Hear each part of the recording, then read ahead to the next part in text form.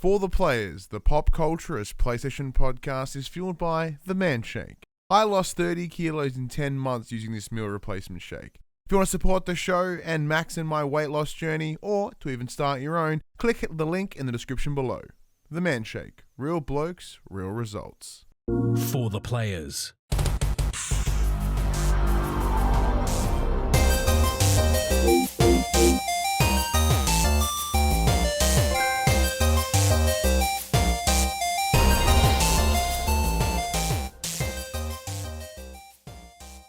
I'm Ryan Betson. I'm Max Cooper. And this is For the Players, the pop culturist PlayStation podcast. Over 40 years of playing PlayStation and 6+ years in that games meeting combined. I'd like to thank you for joining us in this PlayStation conversation. This PlayStation conversation happens every Monday morning at 8 a.m. on podcast services, including Spotify and Apple Podcasts, and 9 a.m. on those YouTubes. If you'd like to take part in future conversations with us, please come and check out our socials. Facebook, Discord, Instagram, Twitter. All of our links can be found right below us.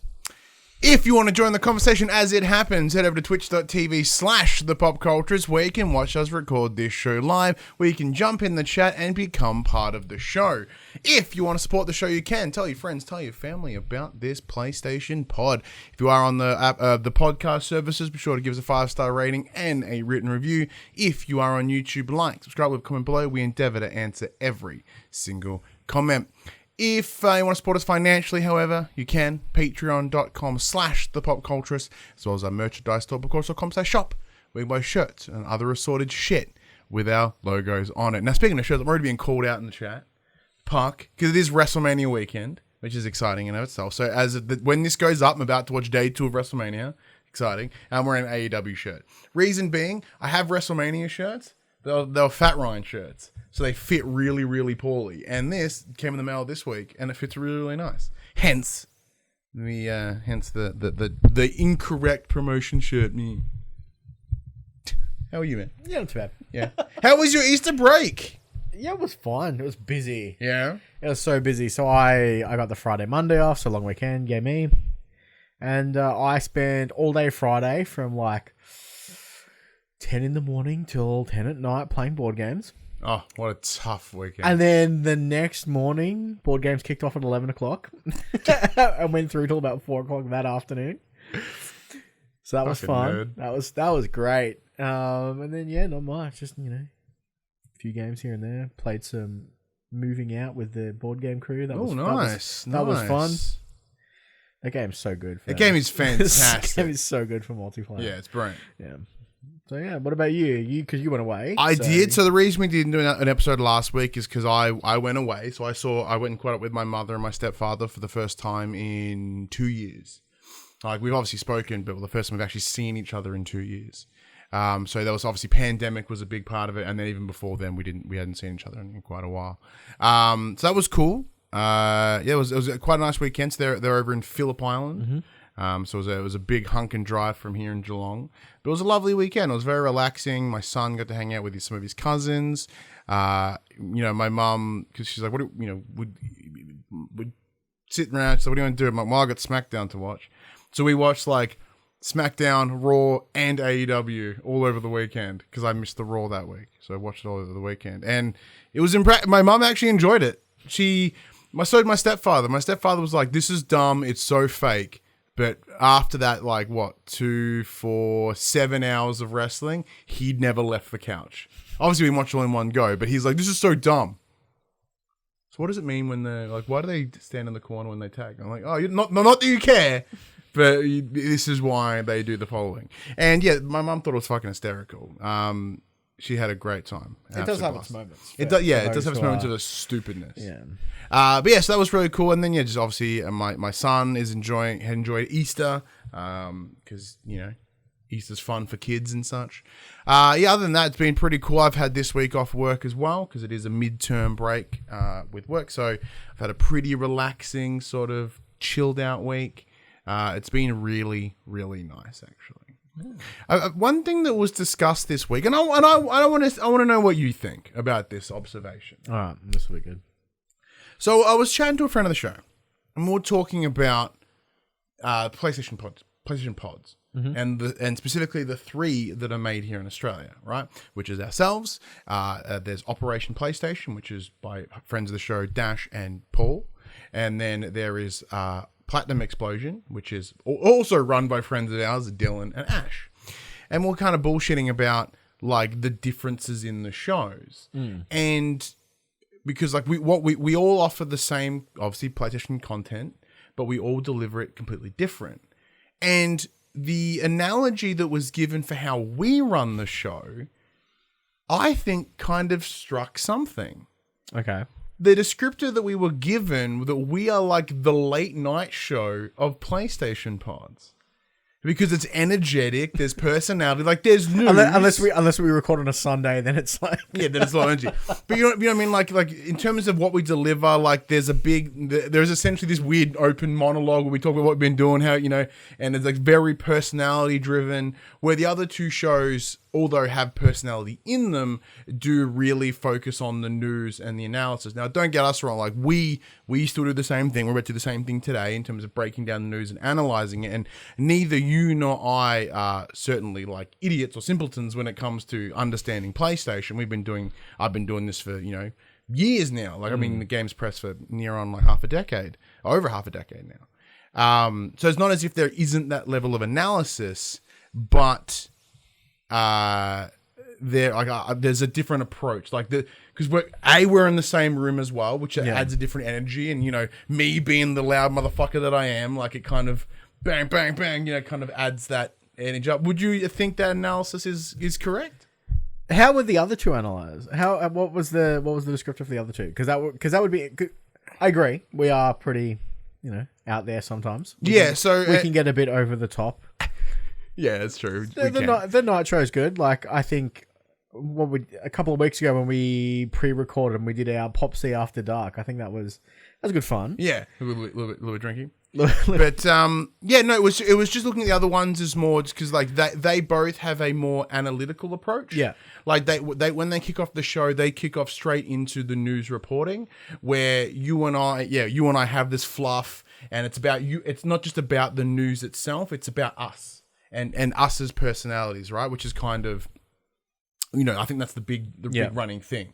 So that's probably the big difference when you look at late shows, right? It is about the hosts, the hosts, and everything that's wrapped around within that. And I think it's probably the big differentiator amongst us. Like I said, not saying that we don't know. Yeah, no, I would agree with that though.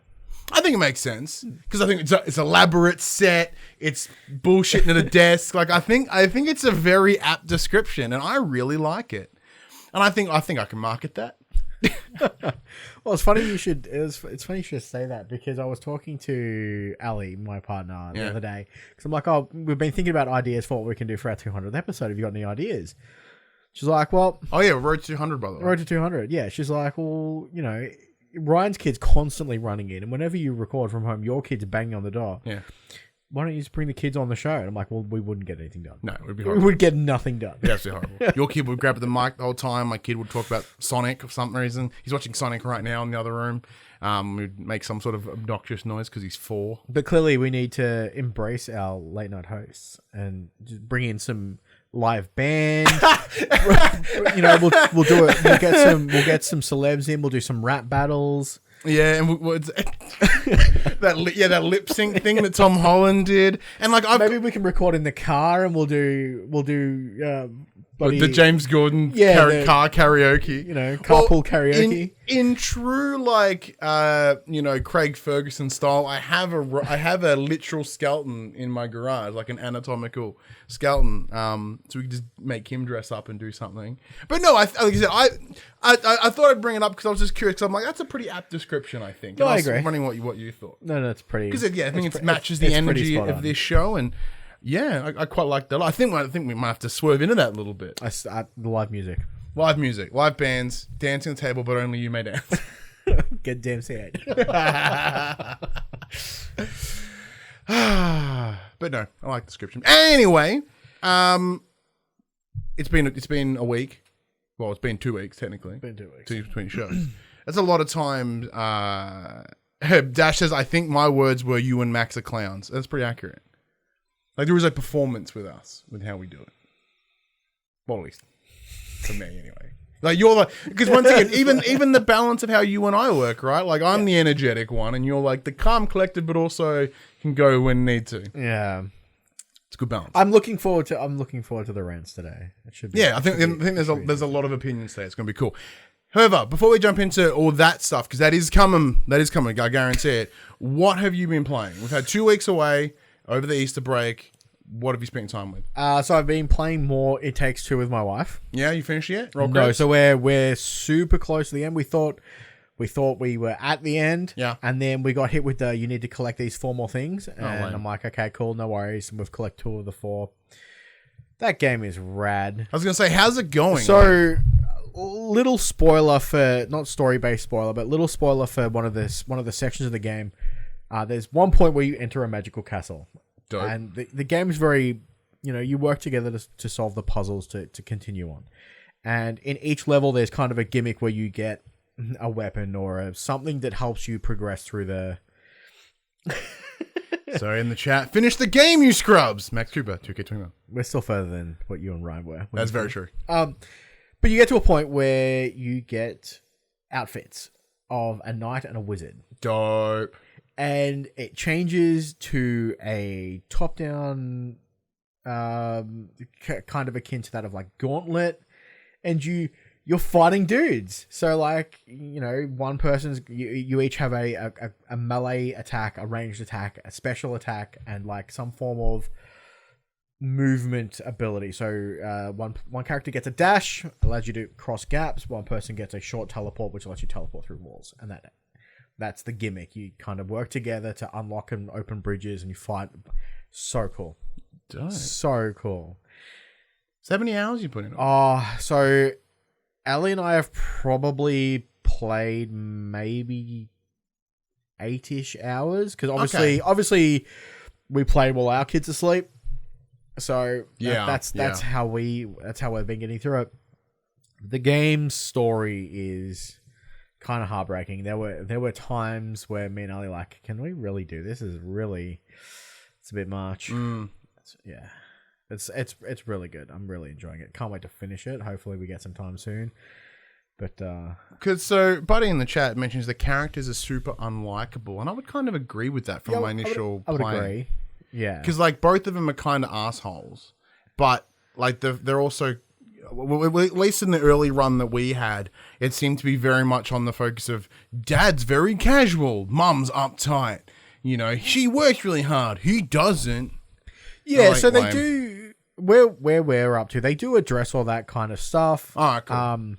Probably the biggest character I have a problem with is the literal book that's kind of guiding the weird French Mexican Dr. book. Hakim feels good or whatever his name is.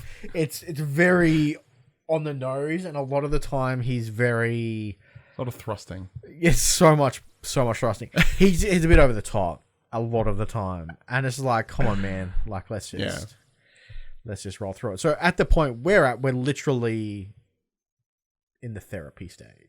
Oh, so it's nice. It's cool. It's interesting how it's using those game mechanics to separate into how to work together properly and how it's going to actually impact their relationship and not just fix the solution. It's really cool. Sounds dope. I have to push more into that, I think. And Ali beat me at bloody ice skating. There was an ice skating race, and Ali's just like, whoosh. Anything else you've been playing? Yeah, so also I've been playing not on PlayStation. I've been playing the latest entry to the Trials of Legends, the Trials of Cold Steel 4. So that code came thanks to the team over at Bandai Australia. Bingo. So I've been checking that out for the last couple of weeks. So as time of recording, the game came out yesterday on Switch. So this is the Switch port. I believe the title released last year on PlayStation 4. Yeah, October of last year on PS4. Yeah. So it's still a PlayStation game, everyone. Fucking chill, right? So I'm just playing the Switch port, which is really handy for me because it means I can play it on the go, because I do a lot of I parent. Apparently, I'm not allowed to call it babysitting during the day. I parent during the day. That's true. You're not babysitting, you are a parent. Like, it's an apt description. It's like babysitting implies looking after not your child. Also, don't get paid for it. Yeah, it's very true. Not even minimum. Like, so you get free access to the fridge, much TV as you want. Yeah. I'll be back by 4. You know. Yeah. So having it on Switch has been really helpful because my kids now grown to like Despicable Me, so she'll watch Despicable Me. We're playing Trials of Cold Steel in the background, sitting on the couch. Also, I have a horrible choice move. Minions fucking suck. Why? Way better than the Wiggles. I'm so glad she's over that face. Oh, okay, cool. Anyway, so this is the fourth and final part of the series. Dun, dun, dun.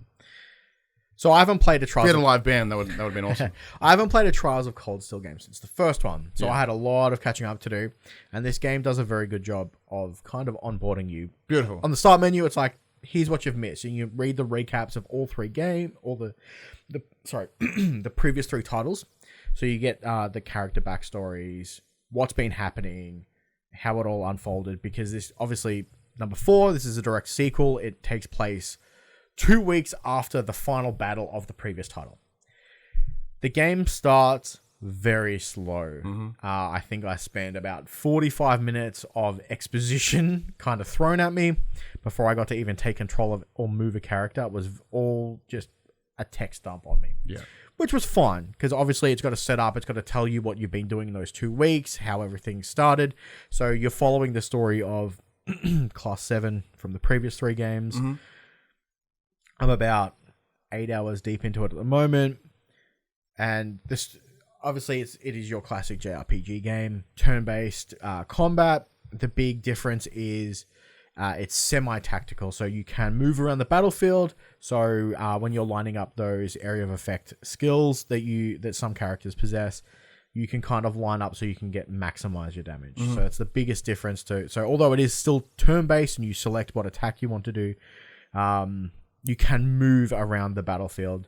So if you just hit attack and you're not in range, your character will just move and kind of sit there until its turns rolls over again, and then you get into it. The battle system itself is very complex. So if you haven't played one of the previous 3 games, there is no tutorial on how to play the game. It's the 4th game in the series. It expects you to know. It's like, look, motherfucker, it's the 4th one. You know what you're doing. You kind of know what you're doing. But is it simplish enough? It's enough. It's easy enough to catch up. It's got one of those dossiers on how everything works. So a quick menu open, you can read up on it. Okay, that's good. Took me maybe 5 minutes to work out what was going on. Yeah. It was fine. But it's awesome. It looks, for a Switch port, obviously it doesn't look as good as what it ran on PlayStation 4. But for what I'm playing it primarily handheld. Game looks fantastic. It's running fine. It's not stuttering. It's not chugging along. We all know that the Switch is, the baby brother of the consoles at the moment. It's running fine. I really look forward to diving deeper into it. So this is just early impressions at the moment. I'll be talking about it for the next few weeks, I think. You reckon? You'll deep dive into I it? think it's going to be a long burn. Nice. So I think the previous titles were like 30 plus hours. So I expect the same from this. I would have presumed more. Oh, there you go. Dash in the chat. Game's 100 plus hours long. Jesus fuck. So it's gonna be a slog. To be a long one. Yeah, it's gonna be a long one. But again, fantastic. It dropped yesterday at time of recording on Switch. Go check it out if you're a fan of the series. If you're not, if you've never played one before, it does onboard you. Well, just be prepared for a lot of reading. Yeah, so it is available on PS4. I believe the previous Trials of Cold Steel are available on PS4 and Vita. I think they're all on sale at the moment too. Yeah, so if you're interested, they're certainly there. One thing that you and I have both been playing this week is Outriders. Yeah. So the code was provided to me by the team at Square Enix or Bandai Namco here in Australia because they're the same distributor partner. So yeah, I'm very early days because for some reason I couldn't log into it this morning. I was bummed out. It's essentially a looter shooter, which is just dripping in Division vibes for me, mixed with some Gears of War. You are an outrider, so Earth has fucked itself. you have been jettisoned across the universe with essentially a big mothership of like 500,000 people in cryo sleep, and you are trying to find a new planet to live into. So you get to this new planet, and you are sent down early to sort of pre-scout the land. You are part of the first team to go and have a squiz. While you're there, this giant electrical storm happens, which you come to learn is called the anomaly. The anomaly just wrecks everyone's day. People are getting zapped and disappeared right in front of you, left and right. You get hit. Turns out you're okay with it. You're fine. But you still get hurt. You get thrown in your own cryo sleep, as they're like, you need to recover, whatever. You sleep for about 30 years. You wake up. This new planet is the same as Earth. It's just as rooted. The anomaly is preventing any progression into any sort of digital technologies. Everyone is just straight surviving. There was this inner conflict around whether everyone in the big mothership would be released down on the ground, even though they knowing there wasn't enough support or life or food or whatever. And then some people were like, no, or just let them die in space. Like, no, we should bring him here. And then chaos ensued. So at its core, yeah, it's a cool little looter shooter game with a relatively minimal story, but enough to push you forward. As we've talked about before, my complete love for the Division 2, and it just won me over completely. I'm getting the same vibes here, at least in terms of gameplay, and it's making me want to move forward. The big difference compared to the Division 2, I like the story here. It is simple, and it does feel very like mid-2000s. Yeah. Because you walk in an area and it's like, look at all those waist-high things that I can stand behind and shoot from. But it's enough to bring me forward. I'm wanting to learn more about the world. Like even with Division 2, it's like, it's Washington and it's insurgents and shit. But like, it didn't, even though I love that game and I tier World 5 that bastard, like, I'm getting more of a story pull from Outriders here. What are you thinking? So, very similar. The story's just enough to pull me along. I'm loving this game. So I went and purchased it about 3 days after launch. I'm like, despite the fact that they're not referring to it as a live service game, because it's got that always online connectivity, even if you're playing alone. Like, this is probably going to have some issues the first couple of days. Yeah. I'm just going to wait. I'll let him work out the kinks. Then I'll jump in, because I was keen on this game anyway. Obviously, I played the beta, got to max level with all the characters, loved it. I'm playing the full release of the game way differently than I played the beta. Oh, how so? So when I played the beta, I basically went, the cover system's kind of dodgy. I'm just not going to play it as a cover shooter at all and never use the cover. I'm always in cover now. Yeah, I'm always in cover. It feels like it's not as clunky as it felt in the beta. It feels a little bit better, which was one of the main reasons why I didn't use the cover system. But that game's awesome. I think I'm very close to the end. So from what I've seen... What level are you at? So I'm currently sitting at level 24. Okay. I'm sitting on world tier 9 of 15. Okay. So from what I've seen, the story, just doing the story, just main pathing it, not doing any side quests, should net you to level 27, level 28. Mm-hmm. So that alone makes me think I'm fairly close to the end. I've been playing with... I've only really played in groups of 3. I find that when I play solo, it's not as fun.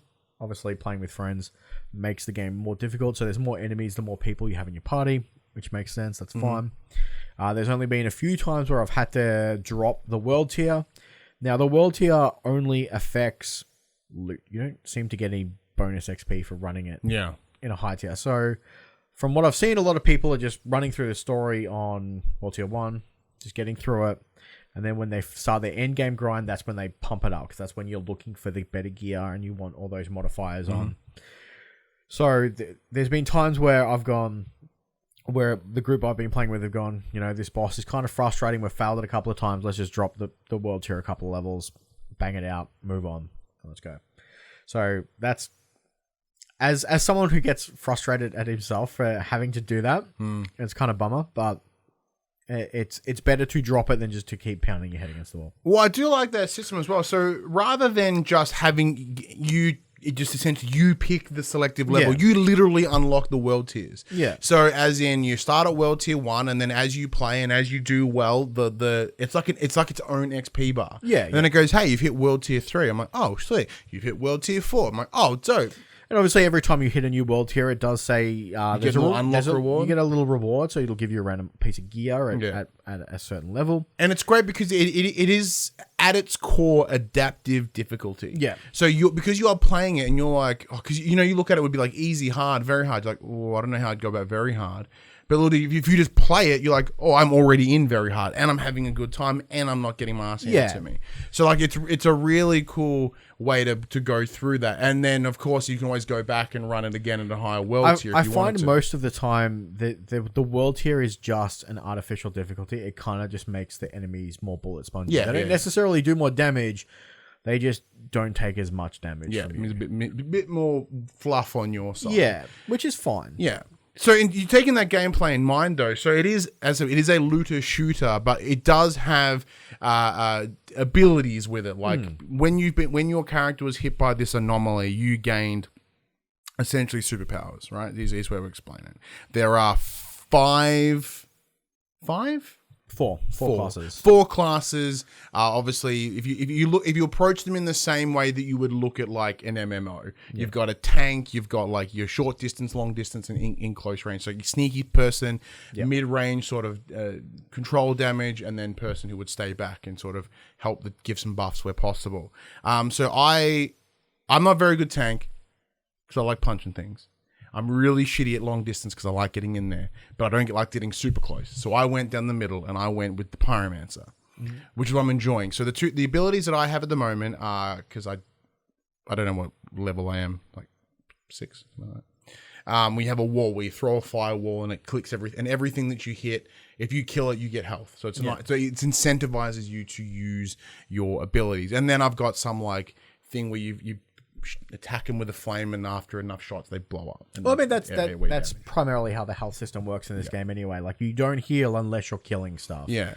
So that's how it works. And one thing I noticed is like I am using them like almost unknowingly. I'm like, oh shit, and then which is kind of cool because I was worried that I'm like these are going to be tacky little add-ons that I'm not going to really use. I'm probably just going to shoot everything. But there are certain enemy types because you find other altered, which is the term that they use, throughout the game that requires you to use your abilities. Because if you don't, you aren't breaking their abilities. So it almost becomes like a rock, paper, scissors. I'm just jerking you. Like a rock, paper, scissors where they're building up on their thing and you can disrupt it and then throw in it so I use like a defensive, then an offensive. And it's all about that balance and that swapping in between doing your different powers as you move forward, and then of course while landing bullets into them. But yeah, that gameplay loop, it's simple enough, it's fun, and it's doing what the Division did. It's just pulling me forward. Yeah. And I like unlocking new gear. Like, most looters aren't really a thing for me. Like Borderlands isn't really a thing for me. Like Destiny, which at its core is that, didn't really do it for me either. And like there is that Destiny feel to this as well, especially with it being a space third-person shootery, obviously when you're not first-person for most of the time in Destiny, but like it's getting that vibe. You've obviously got a lot of Destiny. Yeah. And you play a lot of shooters, looter shooters. Like, how does it fit compared to the other looter shooters you've played? Obviously being a third-person cover system, it does work a little bit different. Of the big ones of like Destiny, Division, and Borderlands. Borderlands and Destiny to me clicked better than what Division did. I found Division to be kind of... I generally don't like that style of gameplay. I'm loving it here.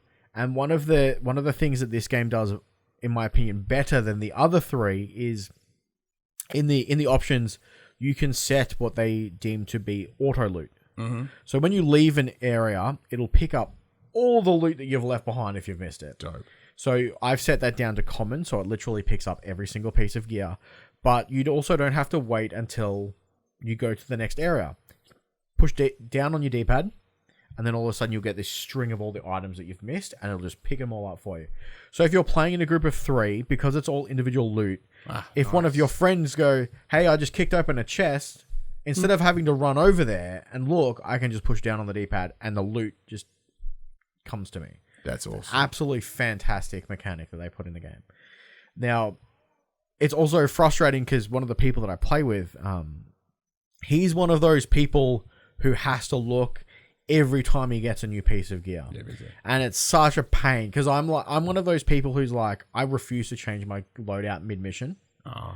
I'm like, can we just get to the end first? Like, the boss is right there, man. Like, let's just do this. You'll probably get a better piece of gear. Then we'll do it. Like, when we've got downtime and we're running around collecting the side missions, doing all that stuff, look at you get then, please. Yeah. I get super frustrated, but it's fine. Like, that is part of the game. Like, you do have to do that. And there are times where I am forced to change equipment and loadouts mid-mission to the point where I'm changing my skills mid-mission. That's cool. Because I'm playing for those playing at home, I'm playing the Trickster. Mm-hmm. So the up close person. Up close, I'm the only character that gets a shield. So, you know, all my skills revolve around being in close combat. So I have one staple ability that never, ever, ever comes off my hotbar, but I have a feeling it's going to, because reading the patch notes, they're nerfing this build hard.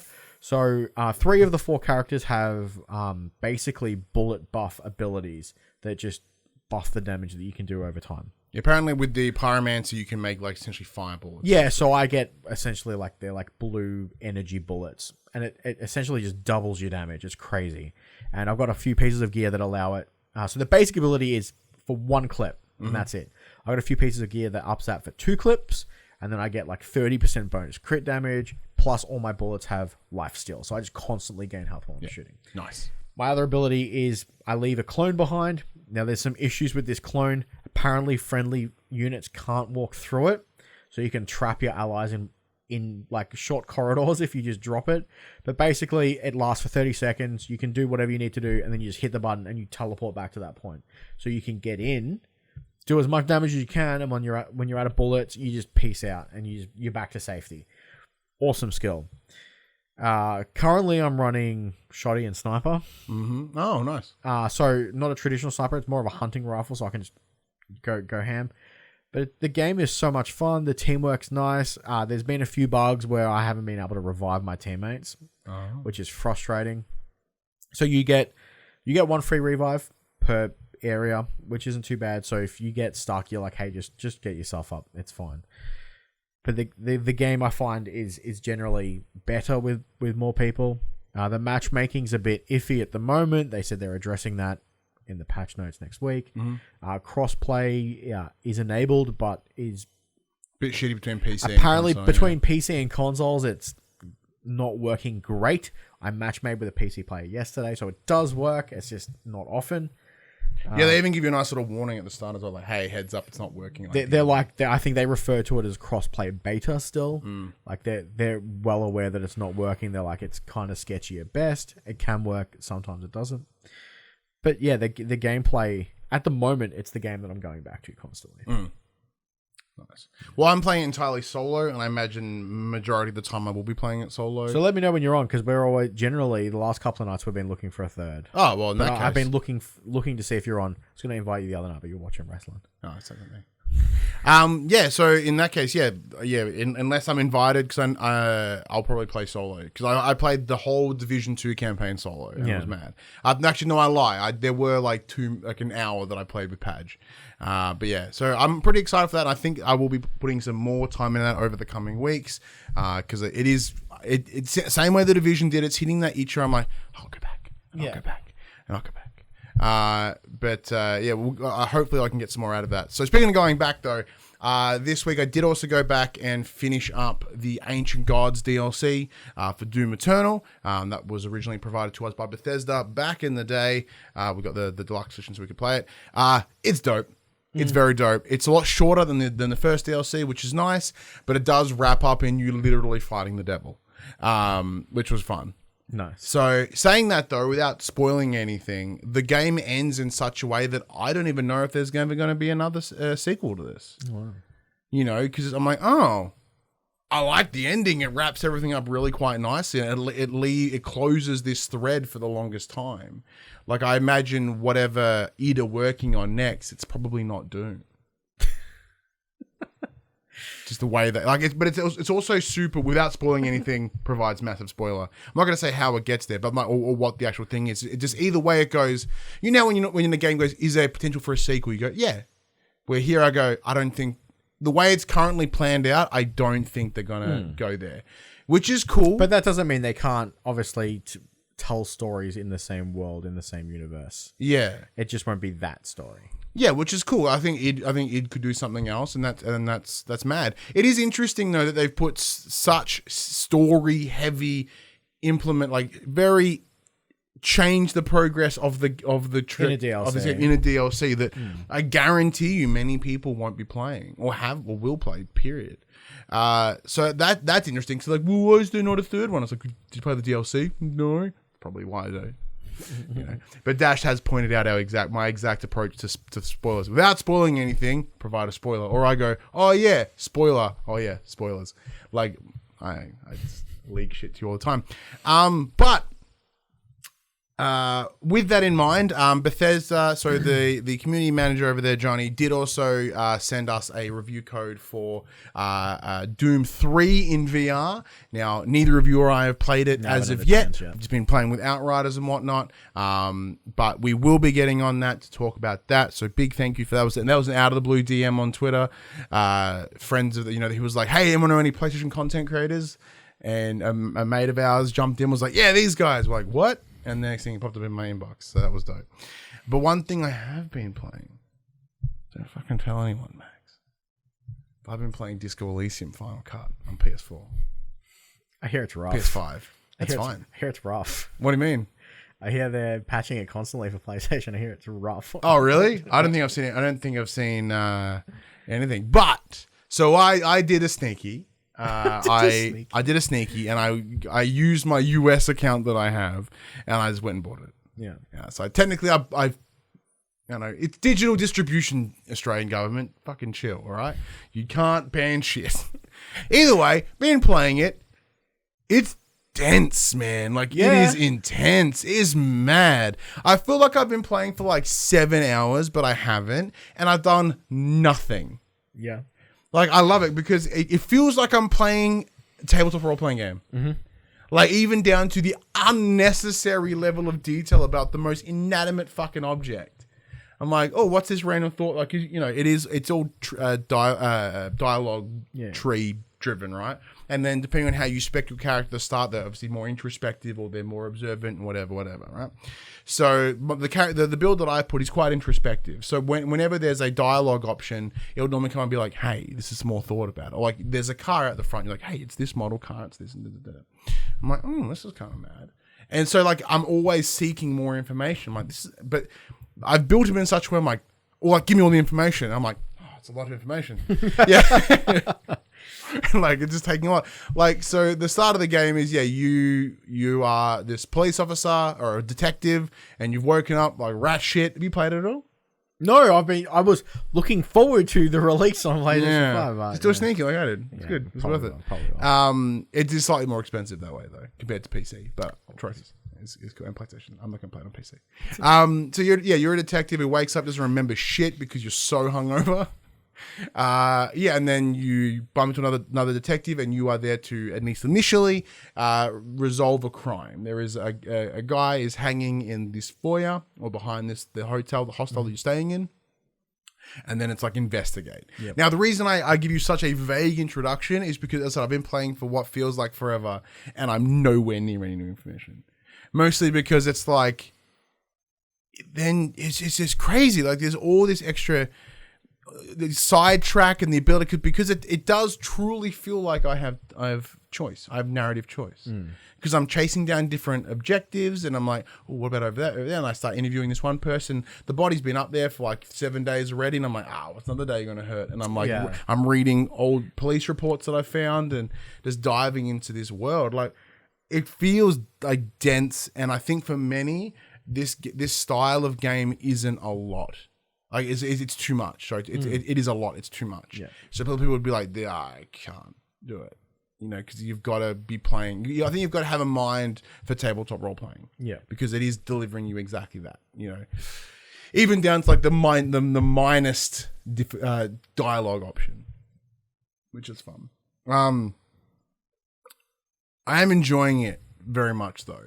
It was weird. Like there was a moment. It almost gave me like a Arkham Origins, an Arkham Asylum fake out, where I'm reading this.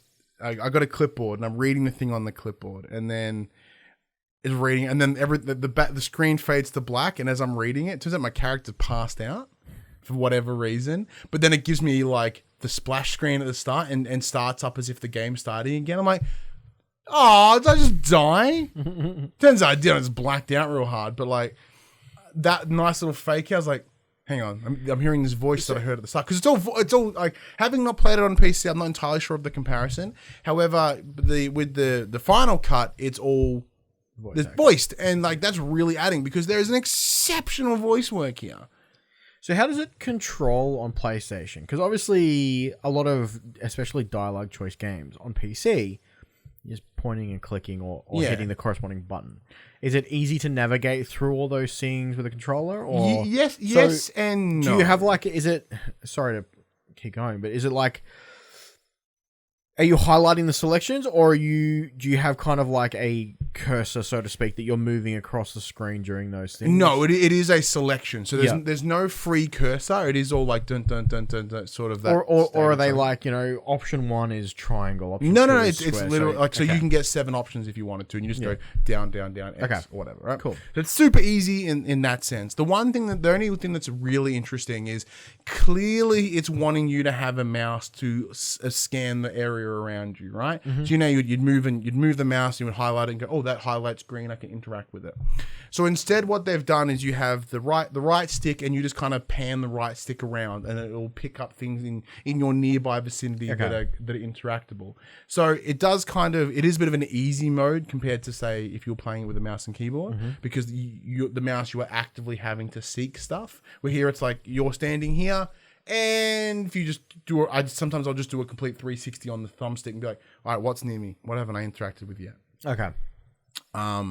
But yeah, it plays pretty well. The only other hurdle is, so you do have, with the left stick, you do have free 3D movement. So you'll walk to where you want to go, and then you interact with an object, and then the game wants your character to go to a certain location to interact with it. There's like a little star with yellow star, right? Sometimes your character doesn't realize that it needs to go there. So you press the X, and then it goes, oh yeah, interact with that object, there's the star, and it goes, like, all right, you gonna do anything? No. But then sometimes it'll wander to that star, look at the thing you want it to interact with, and won't interact. So then you have to literally tell it to interact with it again. And it goes, oh yeah. And like it's just a minor communication delay. Are you sure you're not having like mini blackouts and you just... I could be, but the game may be doing that too. Yeah, it is a weird scenario where you have to like walk and then press it, and sometimes it feels like I have to double initiate something to happen. But yeah, so I can't. This is barely first impressions, because I am still in the same small scenario. He's still standing right next to the body. Yeah, I was in the hostel. I've interviewed everyone in the close proximity. I've gone out. I've investigated the body. I've looked in the bin near it. I found a shed. I'm in the shed, and I've done literally nothing. It feels like I've done nothing. You're just waiting for the perp to come up and be like, I did it, man. I'm like, cool, I was waiting for that. It's been like 7 days. I'm just fucking around. But I'm just gaining all this knowledge and observing the world around me, and it's so cool. Does that help you? Because obviously this has RPG elements. Yeah? It's incredibly role RPG. Are you gaining quote unquote XP by looking through trash and so you're gaining XP. How does that help grow your character? Yeah, so you're gaining XP, which then allows you to add to it seems shallow in terms of your skill setup, but it is quite an elaborate in a specific way. So are you getting attribute points and skill points, or are they the same thing? Kind of the same thing from where I'm saying. So the idea, and like depending on where you involve it, is how it will help. So an example is I found a jacket on a rooftop, and you have to jump from one to the other, but my endurance level isn't high enough. And even then it's all by chance, because it is channeling that true role-playing scenario where it's like, all right, there's a 72% chance you'd be successful jumping from there to there because your endurance level meets this minimum criteria. Then the game does a dice roll. Literally does a dice roll. And then it goes, you rolled you rolled poorly. You rolled a 4 and a 5, you made it. You know what I mean? Like it's bringing in. I guess it's probably why to me it's feeling so much like a tabletop role playing game. So for anyone that likes tabletop role playing games, totally buy it on PC or be sneaky and buy it on PlayStation like I did. Like it's cool. Like I'm really getting that vibe from it, which I'm really really liking. But yeah, no, the game's dope. It's very very good. But like I said, I'm still early days. It could shit on itself in a second.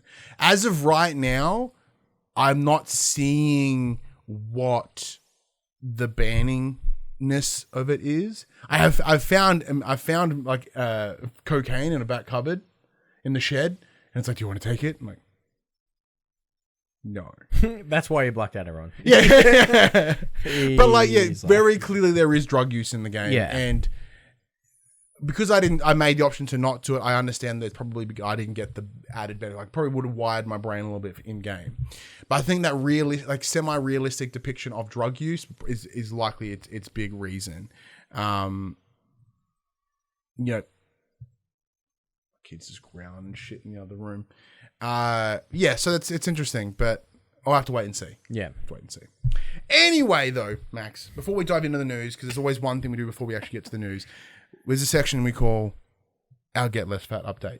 For those that don't know, in 2020, I lost 30 kilos using a product called the Man Shake. That's on my drink bottle right here. It is a meal replacement shake that I am an ambassador for as the program. After my weight loss, they reached out and went, hey, help represent our brand. I'm like, sounds good. Max, you started it at the beginning of this year as well. So here, in order to keep us accountable, every week we touch upon how we've been doing, how our weight loss is going, because you and I are tackling at very different stages at the moment. Yeah.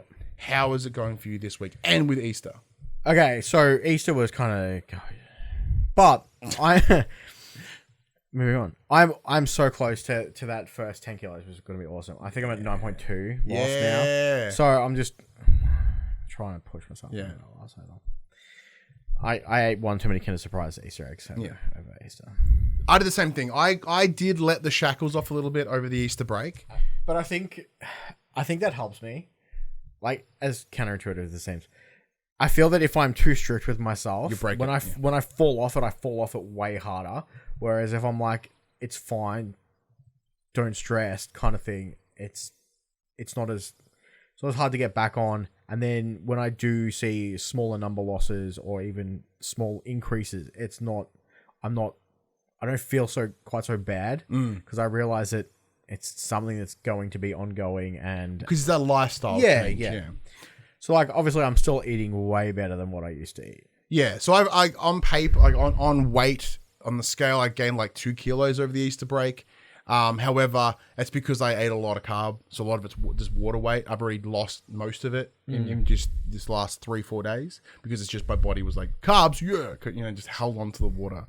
So I've been going back to the gym and whatnot, which is cool. Saw some increases today. I've increased my bench press, which was nice. That's today was the highest I've done yet. Still unimpressive. Don't fucking worry, everyone. You can now bench press this kid, everyone. Yeah. So I just hit what would have been 45, which is very low for many people. But like someone that's been doing this 6 weeks, I think that's pretty cool. Yeah, and that's been fun. So it's been good to go back because like I didn't go over the break because I was at my mum's. And I came home and I went back and I was like, it was one of those things like the second I kick back in and those endorphins start coming through, I'm like, yeah, this is good shit. I remember this shit. It's good stuff. But yeah, either way, I'm sort of kicking back into it, and it's all well and good. And you said I'm very happy you're almost over that 10 kilo mark. Yeah, I'm super keen to get over it. Because it was interesting. I was like, let's go back. I'll go back and have a look.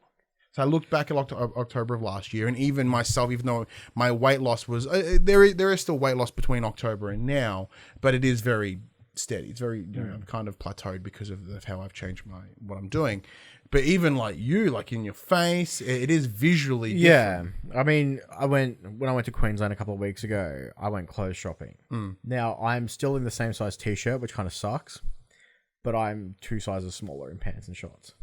I'm just like, why can't I lose weight from where I want to? Yeah.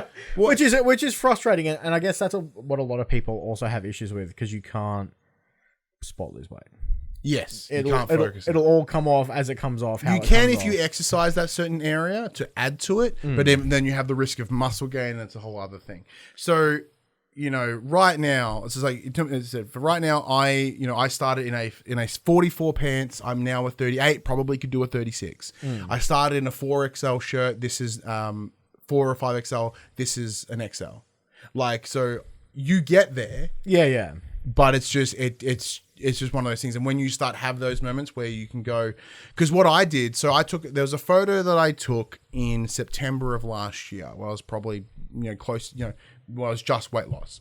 So then I retook that photo like 3 days ago and I put them together. Now, the idea was just me to see, had any change that I have made in the gym or, shifting from weight loss focus to gym focus has made a difference. And the answer is yeah. Like, it's minimal. Like, I put it up on social media, to keep myself accountable.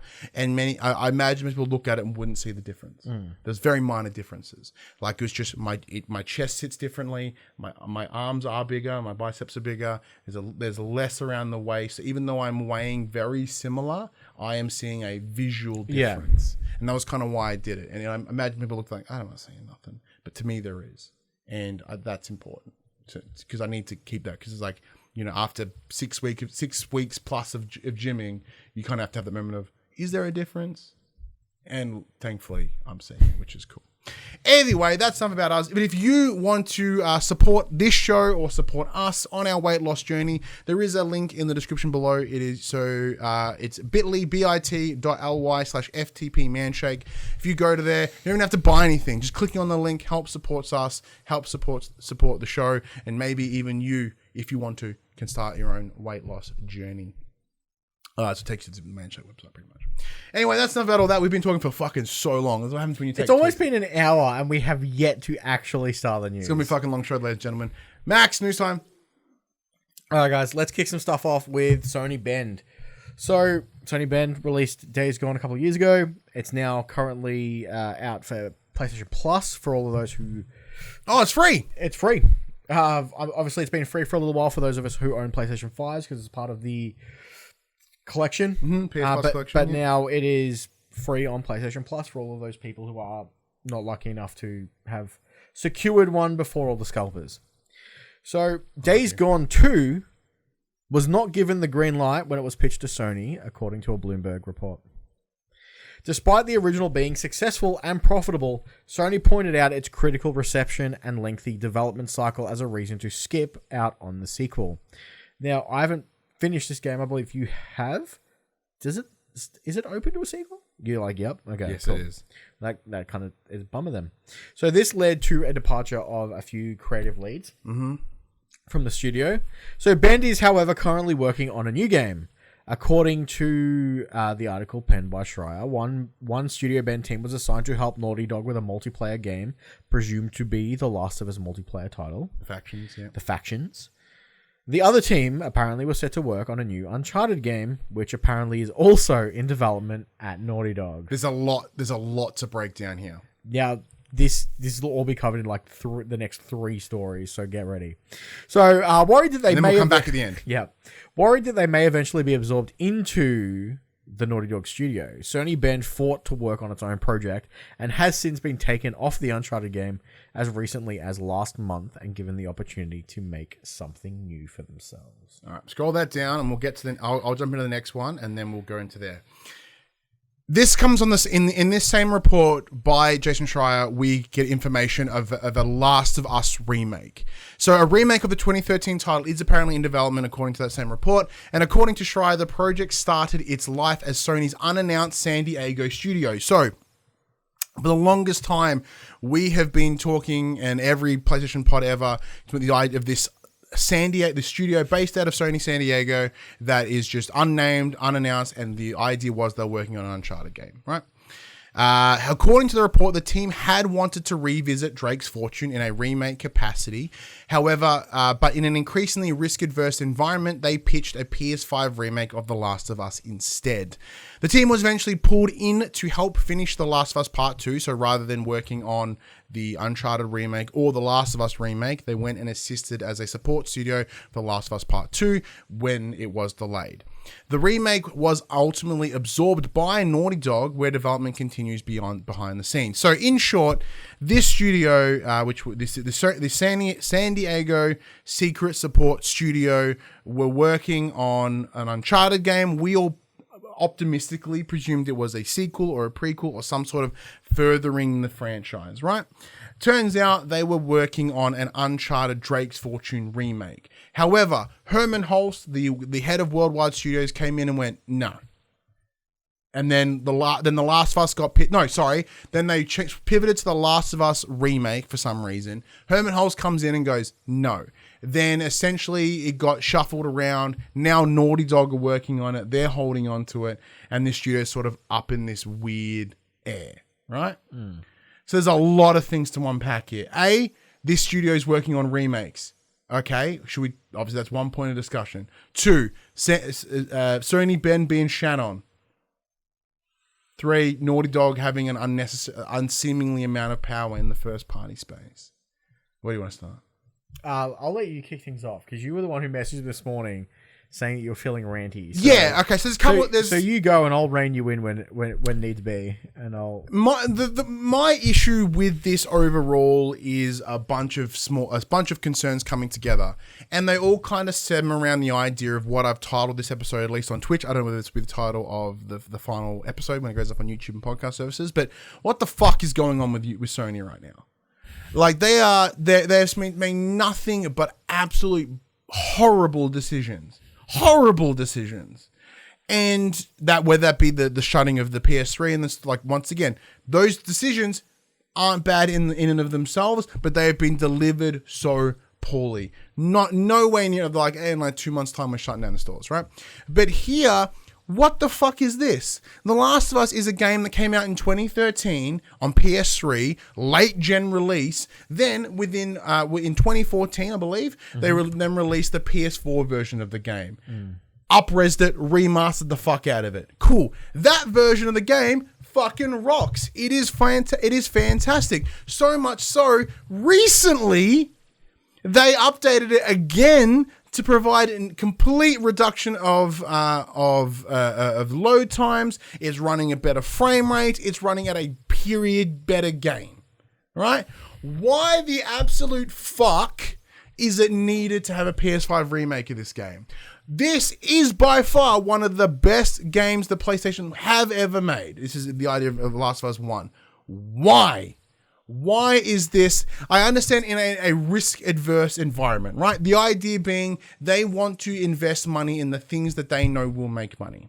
Because unlike Microsoft right now, who can just throw money willy-nilly because they are a smaller part of a much bigger company, where's Sony at right now? Their biggest profit earners, all their money comes from PlayStation. They have to be risk-adverse. Because if Sony fuck up, Sony is fucked. That is the big concern. So the thing here is, like, what is working for us right now? The Last of Us. Cool. We're about to make his TV series. Let's remake it for PS5. The idea being that makes it visually in line with The Last of Us Part 2. Why? I simply cannot see this, because right now they are triple dipping in The Last of Us. They had the first release PS3, new version on the PS4, and then they're releasing on PS5. That is completely unnecessary. I cannot fathom that decision. Like, I understand being risk adverse, but then there is just holding your own cards. Now, we have talked about in the past about how remakes and remasters they're easy money for studios. That's why they make that call. And it's the same reason that we're seeing the Mass Effect trilogy coming out. It's the same reason we've seen every bunch of possible remake there ever is, because it's guaranteed money. It's a known IP. But, like, the only reason I can think that they would do this is with the release of the TV series, which in and of itself is a concern, because if they wanted to connect to Last of Us Part 2, then it's not connected to the show, unless they're not going to, if they remake this game, are they Final Fantasy VII remaking this motherfucker and changing stories, changing scenes, re-altering it? Because if they do that, the people that they want to sell it to will not buy it. Like, by altering what this game is, you are creating that risk that you are trying to avoid. Uncharted as a remaster makes sense. Drake's Fortune, a little bit rough comparatively. However, that is not what you should be focusing on right now. You should be focusing on cool IP, like potentially even new IP. You know, don't rehash the same thing. What they're doing right now is, because as we're discussing about Naughty Dog are becoming their key studio, and this studio has so much power within the PlayStation first party system that they can essentially go into a studio and take shit away. Yeah. Like, that is an unprecedented amount of power from what I'm seeing here. So much so that they went, well, they're Naughty Dog, hand it over. Yeah, yeah. And with that comes obviously a lot of concern, because where is the actual, distribution of authority here? And even then, one of the biggest criticisms that we have all had about Xbox were like, they are essentially just Halo, Forza, and Gears. What is PlayStation becoming right now? Naughty Dog. Like, they are doubling down on the wrong parts. Now, we've already seen that. Like, they have had such a big focus on the big AAA experiences. But as of right now, it's not been a problem, because they have released banger on banger on banger on banger. However, they've all been over-the-shoulder third-person action-adventure games. And if without being, that demonstrated a lot of risk aversion. Yeah. Thankfully, they've all been really, really good, and that's the only real advantage they've got going right now.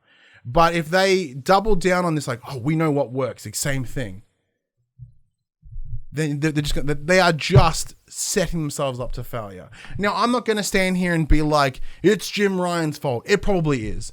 I think these decisions wouldn't be made under the leadership of Sean Layden, as an example. Because, it's done the rounds. So there's a video of him talking, giving a big shout out to a game that he loved, that he supported, because he goes, it didn't sell millions, but that's not the point. The point is, this game was creative. This game was artistic. It was what it needed to be.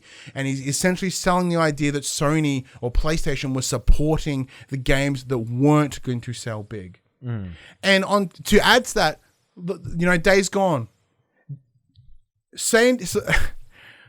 This hurts me, because I loved Days Gone. I thought Days Gone was great. Yeah, it was rocky, but that's what happens when you have a game, when you have a studio that hasn't made a full-fledged their own game in the longest time. You know what I mean? So they made the Siphon Filter series, one of the most recognizable series that PlayStation has ever seen. Siphon Filter. When you think of, for me personally, I think of that name, right? To me, that is a key part of PlayStation history. They then have that studio make this run of Siphon Filter games, then make a series of Vita ports, Vita games, spin-offs of other franchises like Golden Abyss. They made a Resistance game, and they will go. The rumor has it they were going to make an Infamous game as well for Vita. They then get given the opportunity to make their own game again. Yeah. And they do, and it's Days Gone, and it showed that they were learning and that they were growing. Because if you play that game itself is a demonstration of Bend learning. The game starts rocky and it's a little bit unpolished, but as the game progresses, it gets better, it plays smarter, it's built better. And the game gets visually better as well. Like, it's just the complete improvement of that game is as you go. And of course, that game was given like a really shitty rub when it was released and, provided to reviewers in a suboptimal state. Now, we played it pre-release as well, and it was rough. But then they've supported it, and if you play that game now, especially on PS5, you are playing a brilliant fucking game. Yeah. The game is long, but it is really character driven, but it is good. And like the mechanics within it are brilliant. And to have them essentially be given the no on releasing a follow-up to that, because in the gaming space, sequels are good. Because you take what you've learned on the first one and you take it and you adapt it and you evolve it and you grow it, and then you release a better game because of it. Statistically, there's a higher chance, there's such a high chance that the sequel will be better than the original. Yeah. And the fact that they trickled and dripped in little nods to Siphon Filter of what could be potential sequels, and to have that be gone is shit. And what they're essentially being doing right now is they were forced into a support studio space again. They were given the opportunity and they delivered. They delivered a profitable game, which in a business perspective is what their focus should be. Yeah, critically it wasn't that good, but that wasn't their fault. Yeah. And they are being spat on. They are being shat on because of that decision. And they're being pushed. Like right now, thankfully, they are working on their own new IP. And a new IP, you know, is way more risky than doing a sequel. So credit to them. Credit to them. They are supporting that. And they're giving them a chance to do something. Yeah. However, how are they going to become confident as a team? I'll be reading chat shortly. How are they going to put confidence in? How are they going to put confidence in that in the work that they are doing? If they have the last game that they pitched and they worked on, they put hard work into, gets panned.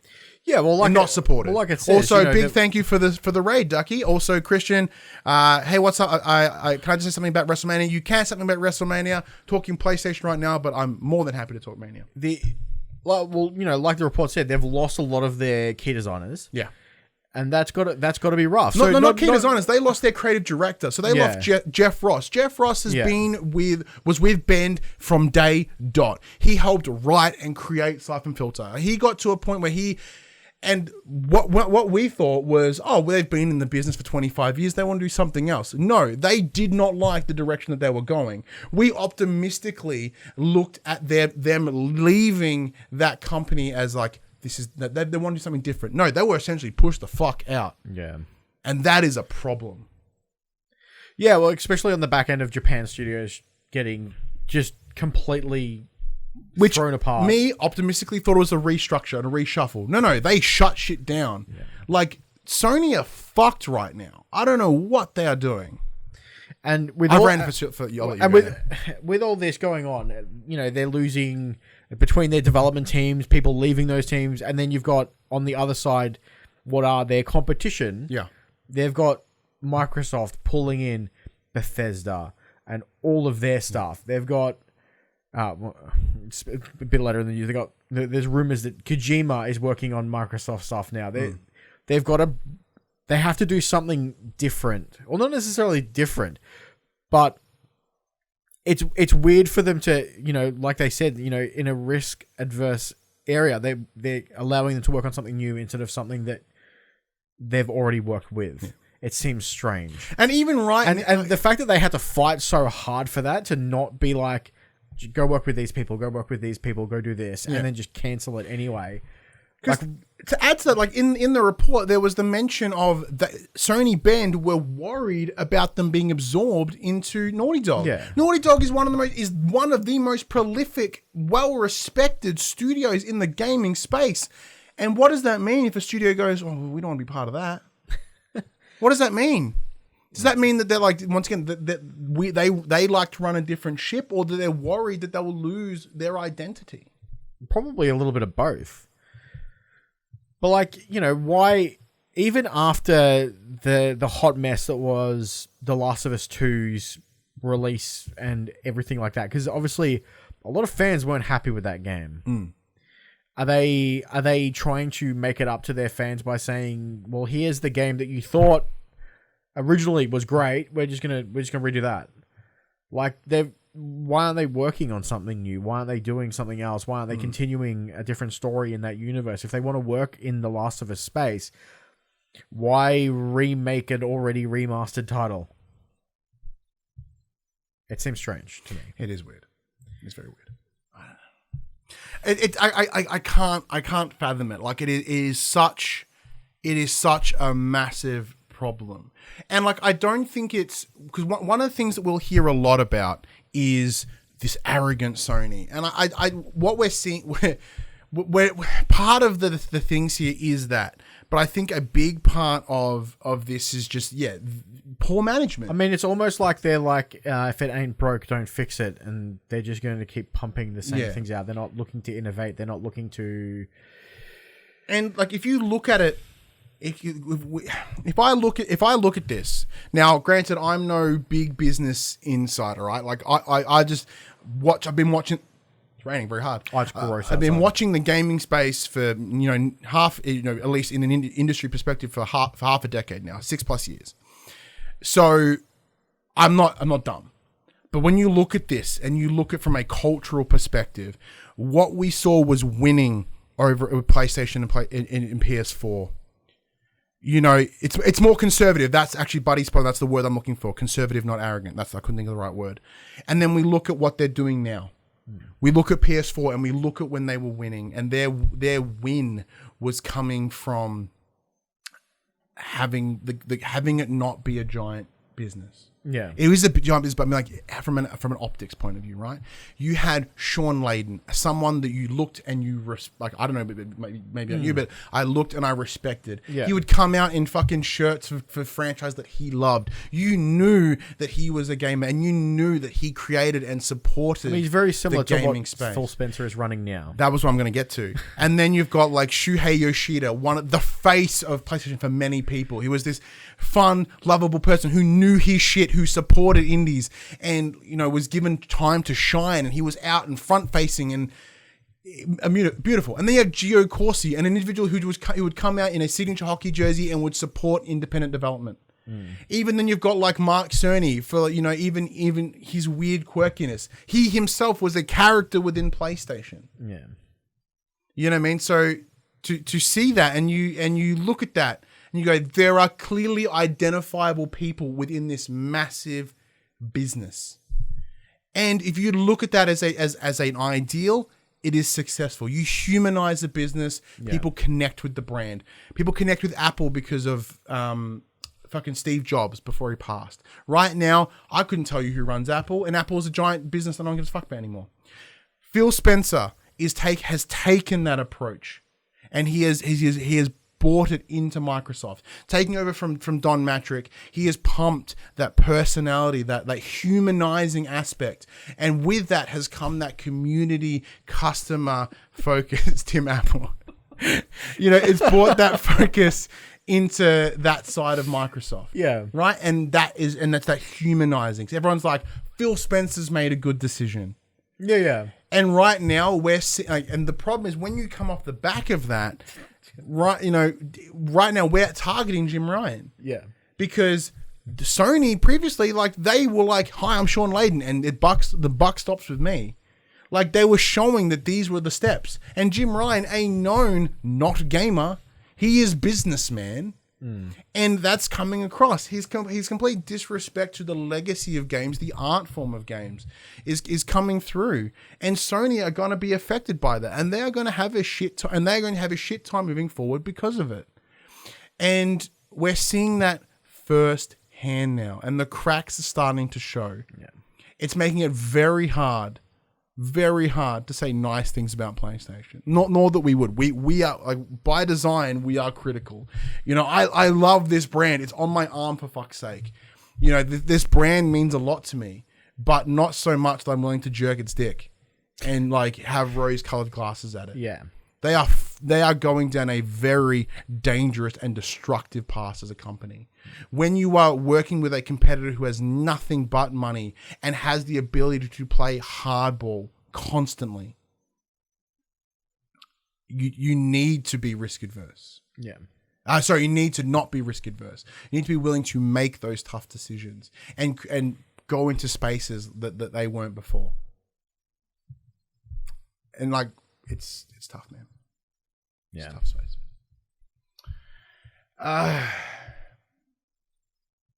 All right, give me a quick look at the chat before we jump in, because we did ask everyone to jump in.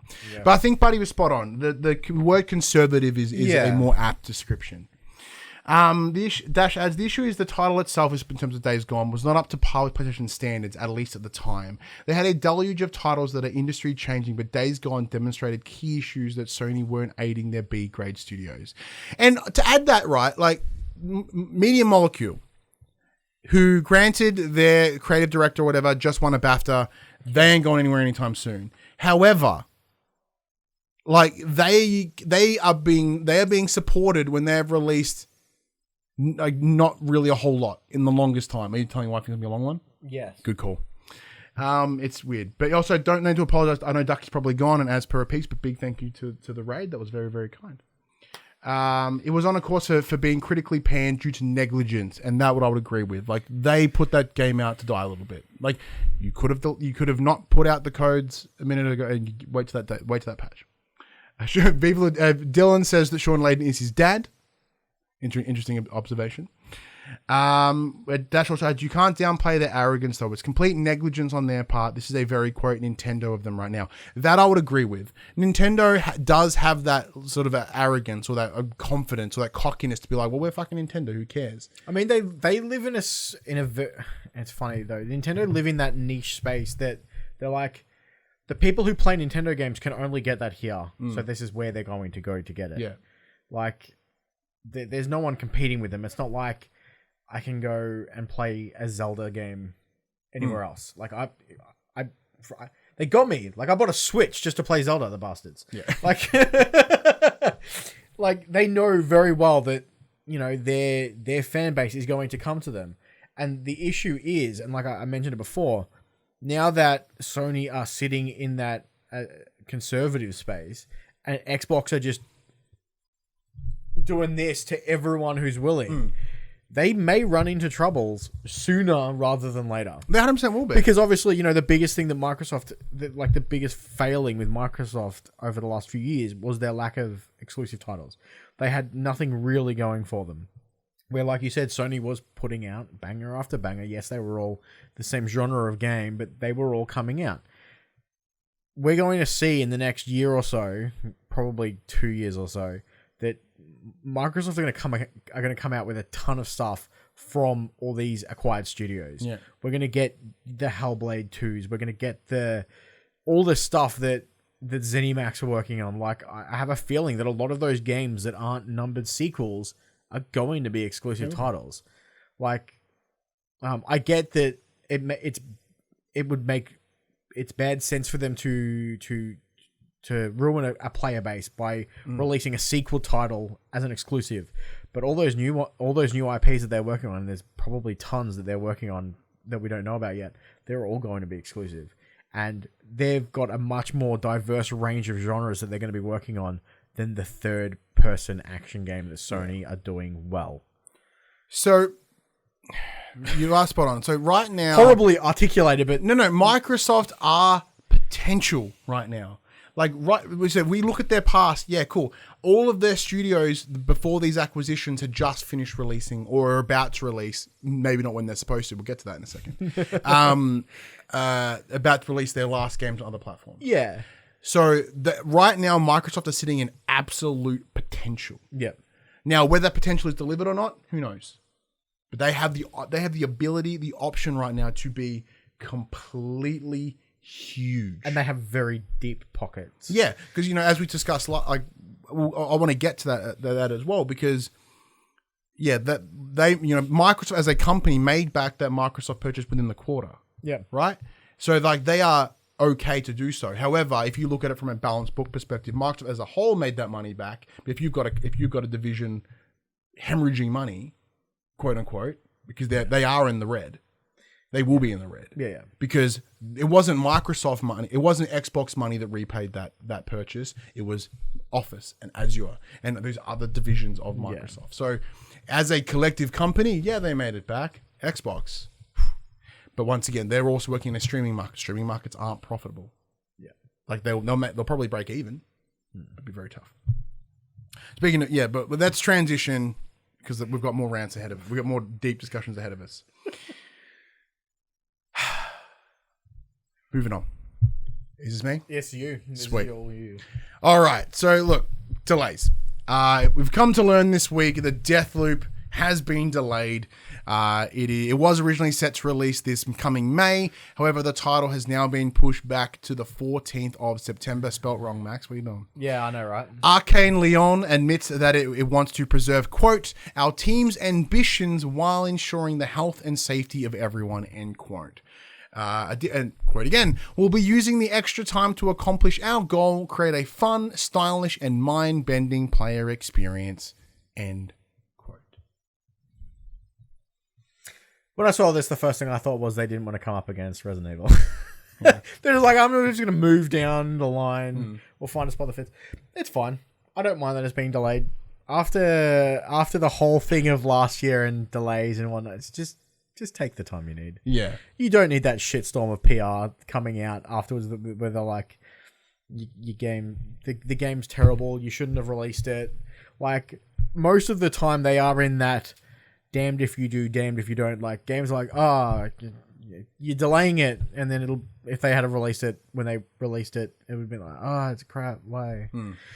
You know, sometimes the teams just can't win. Look, it bums me out on a personal level because at least it's still in the year. It's been delayed. Thankfully, it's still within the year, so it may still appear on my draft list. I'm getting reamed in the drafts, but I agree with you. This game needs to be good. And this game needs to be good. My draft depends on it. Yeah, my draft picks depend on it. I need it to be good. But I think it's just it's a tough call. And whether it be an actual COVID this reasoning, like, well, pandemic, adaptable circumstances, like, okay, sure, whatever. That is the excuse right now, and everyone will use it in order to be able to push things back if they want to. Yeah. But there are companies like, fuck, how are we going to delay this game? Pandemic. And that's what's happening. And Pandemic, the ultimate scapegoat. Yeah, but right now, like, why not? If given the option, take it. Right? Also, hey, Zun Gaming. Thank you for calling. It's beautiful. As we alluded to before, let's talk about PlayStation 3 store woes. Yeah. So ahead of the 2nd of July shutdown of the PlayStation 3 online store, many PS3 owners have fired up their old systems to make some final purchases before they disappear into the void forever. While you can still download any title you do own after the aforementioned date, there are numerous titles that will be gone forever as they never received physical releases. Of course, with so many people flooding the stores to make last-minute purchases, the store's not holding up well, right? No, it's running like shit. It's running like crap. So the web is currently, like the PlayStation 3 servers, are set on fire, with users complaining about two very specific errors. Error code 1 and error code 2. These codes are appearing when trying to download software, whether it be a new purchase or an older, already owned purchase. It's not good. So Sony appears to be doing a terrible job at providing customer support as well, due to the fact that the large proportion of its staff are trained to deal with PlayStation 5 and PlayStation 4 problems, not PlayStation 3 problems. Yeah, funny about that. According to dozens of social media posts and forum threads, a handful of users have had success toggling two-factor authentication on and off, but many others are reporting that this does not work at all. I'm glad people are diving back in. It's sad to see that some games, just because they didn't receive physical releases, they're just going to be gone forever if you don't own them. And I know a lot of games that were due to come out on Vita this year have all been canned because they're like, well, the store's going. We weren't going to release this physically. The dirty thing about that is there was a studio that were making a Vita game, and they were essentially the game was codenamed the last Vita game. Like, Sony were in on the joke, and knowing full well that teams were making Vita games. And the thing that's most fucked, and when we talked about this in the last episode, we're like, oh, well, it's coming up real soon, right? And we're like, oh, it makes sense. The servers are obviously old and busted, which we're demonstrating right now.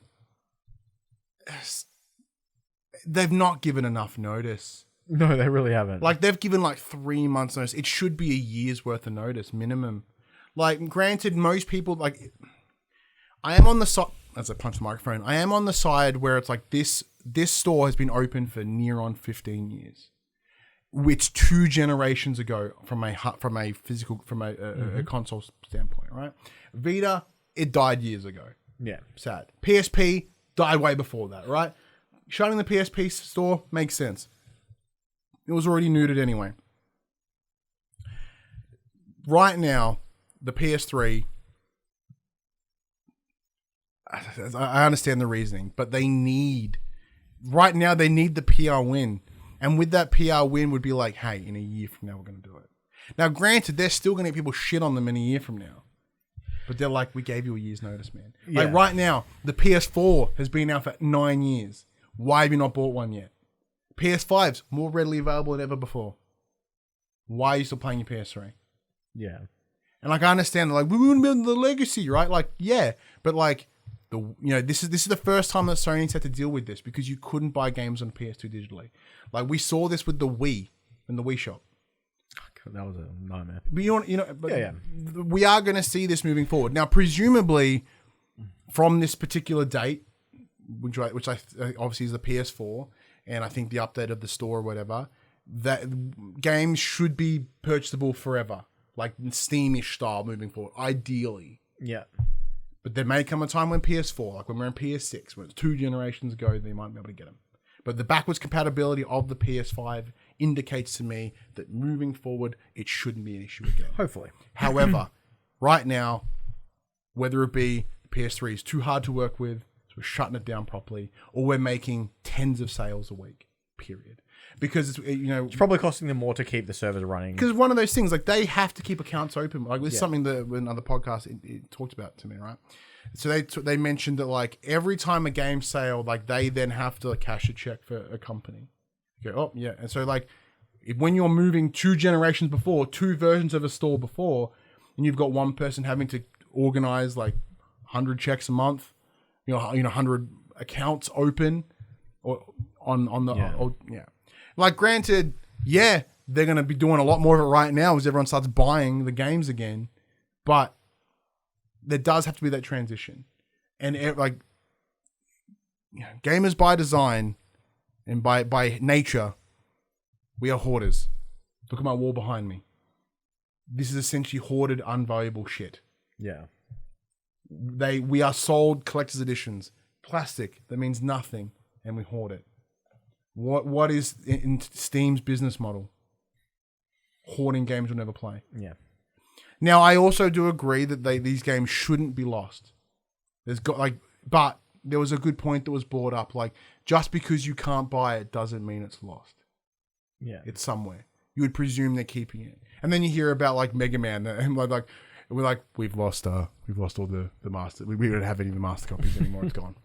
But that's obviously a different time, a different place, right? So that also brings up the other big question: is it safe to pirate those games now? Like once that store closes and you can't buy them anymore easily. I mean, that's questionable. They're still technically owned by their owners. They're not public domain. It's not like you can just like, it's mine now. What is your stance on pirating games? I don't know. It's hard. Like obviously everyone's done it. Mm-hmm. I have a stack of ROMs somewhere. Yeah, ROMs are a big one. I have a lot of ROMs from old Nintendo carts that you just are either too expensive to purchase now, or just you can't find them. It's not like I can go out into the landfill and get my copy of ET anymore. Yeah, it's just, it's hard. Because like I obviously I have like back in the day I would download like old ROMs and stuff for games. I've never been very good at pirating games. Like that's the one rule I've always had. I've pirated movies, I've pirated music, but games have always been the one thing I wouldn't. Mostly because it's PC games, and like because I play console, it's really tough to rip a console game. But now obviously emulators are. I mean, you can see firsthand how piracy can like screw over a company. Look at Sega; they released a Dreamcast that could play pirated games out of the box. They don't make hardware anymore. Like it as horrible as it is very detrimental to the business, but at the same time, some people do it because they either can't afford the games. Yeah, but current piracy, I have a big issue with current piracy. But like piracy is getting easier to do than ever. Yeah, but I mean, like you look at all those DRM free stores now where you buy your game once and then it never ever checks to see if if you're the owner. But like if there is if it's no way that I can buy it reasonably, I can't buy it in stores, I can't buy it digitally, they are intentionally forcing my hand. I would say that. Because what are they going to do? Make me buy a second-hand copy of it, which they don't see the money of anyway? Yeah, true. Like there's an ethical blurry area. Look, legally I'm hard and fast, but like ethically it's a bit different. Yeah. Do you want to read this next one so that I can? I will. That's what I was going to do. Do the baseballs. So, as we mentioned at the very start of the show, the fallout from Sony 9 days ago. Yeah. As the fallout from Sony's disbanded Japan studio continues, another team has been established. This time it's the turn of longtime executive producer Masami Yamamoto, who's worked on dozens of PlayStation exclusives, including, and not limited to, Bloodborne, Tokyo Jungle, and Soul Sacrifice. So he's created a new team, and as exciting as this new opportunity is for Yamamoto and crew, the team's name, Epicrasm, is an interesting one. Quote, I've had the privilege of living life through the things I love. So from now on, I would like to live with the people I love as a driving principle, he wrote on Twitter, as translated by Gamatsu. I'll continue to do my best in all areas, including game production. Epicrasm. Epicrasm. Might as well just call it fucking jism. You know what I mean? Like, it just sounds... But it's weird. So everything's capitalized except for the last two letters. Yeah. Epicrasm. Yeah. I know, it's weird. It's a weird pick. But once again, to add to our discussion further, this is a massive concern. Like, what we're seeing an exodus of hard, good talent. Yes. Whether that be the heads over at Sony Bend, as we mentioned before, and then we've got the likes of people from Sony Japan. Like, they are just gone without any sort of care, without any sort of loyalty, whatever. That is a massive, massive problem. And yeah, and they can go off and make, fucking Titgasm or whatever they name their new studio, but like, you're losing stuff, man. The fuck is Sony doing? All right, next one. MLB The Show. Obviously, as everyone know, I presume you know, a very highly anticipated game for me. Big baseball fan. Very keen. So we all know that MLB wanted their game across all platforms with the new license agreement, a new licensing deal they put to Sony in late 2019. With the recent announcement, the MLB will be launching day and date on Games Pass.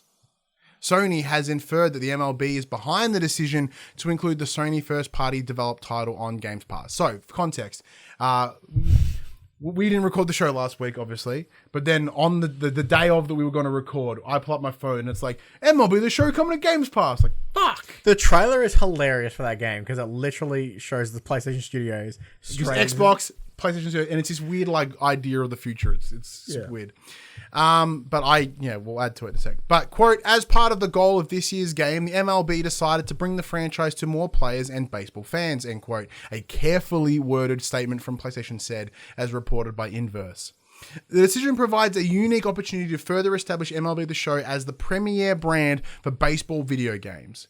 Where'd you pull this from? This is from Push Square. Push Square. So Push Square asked the PlayStation maker for a comment last week, but they never heard anything back. So MLB, not PlayStation, are publishing the baseball simulation on the Xbox console, despite it being developed internally by Sony's wholly owned San Diego team. The game is, of course, based upon the league's license, which allows it to include all of the official teams and rosters from the real world sport. However, they've added, it remains unfathomable that PlayStation has so little control over a franchise that it funds, develops, maintains, and markets that MLB has effectively been able to strike this deal with Microsoft. That's a lot of opinion based there on your news article, Push Square, without any input from Sony at all. The statement suggests that it had no say over the title's release on Games Pass, which means it walked into a contract where MLB can apparently do whatever it wants with the product. And that is my big point of this. I have some things to say, so I will let you go first. So we obviously discussed this because, as you mentioned, this broke last weekend, right before we would have recorded. The biggest thing for me is because it's not a first-party Microsoft game, it means it's going to rotate out of Games Pass. It's very unlikely that it will stay on there forever, like their first-party titles. So first, how long is it going to be on there for? Is it just for the first month, the first 3 months? Like, what are they getting out of their whatever deal they did with MLB to get it on Games Pass? The other thing is, just because it's on Games Pass now does not mean any future titles will be on Games Pass. Are they using this to test the waters to see if anyone on Xbox actually wants to play the game? Because this is the first time it's going cross-platform, so will anyone go that route? The other thing that I left out is there's no free upgrade for this from PlayStation 4 to PlayStation 5. You have to buy the all-in big boy edition, whoever's on the cover this time. I don't recall who. It's gone. But it's interesting because obviously with Microsoft Smart Delivery, all the versions will go to as they're needed. So it'll be interesting to see, one, how long it lasts, two, what their download figures will be to see how popular it is on that platform, and it does really suck that PlayStation now have to be like, well, here's a game that you've played for years on our platform solely. You're going to have to keep paying for it, but these guys over here who have never gotten it before are getting it for free, which is kind of a slap in the face. Yeah. So this it's certainly not a good thing, but it is not as dire as people are making it out to be, in my opinion.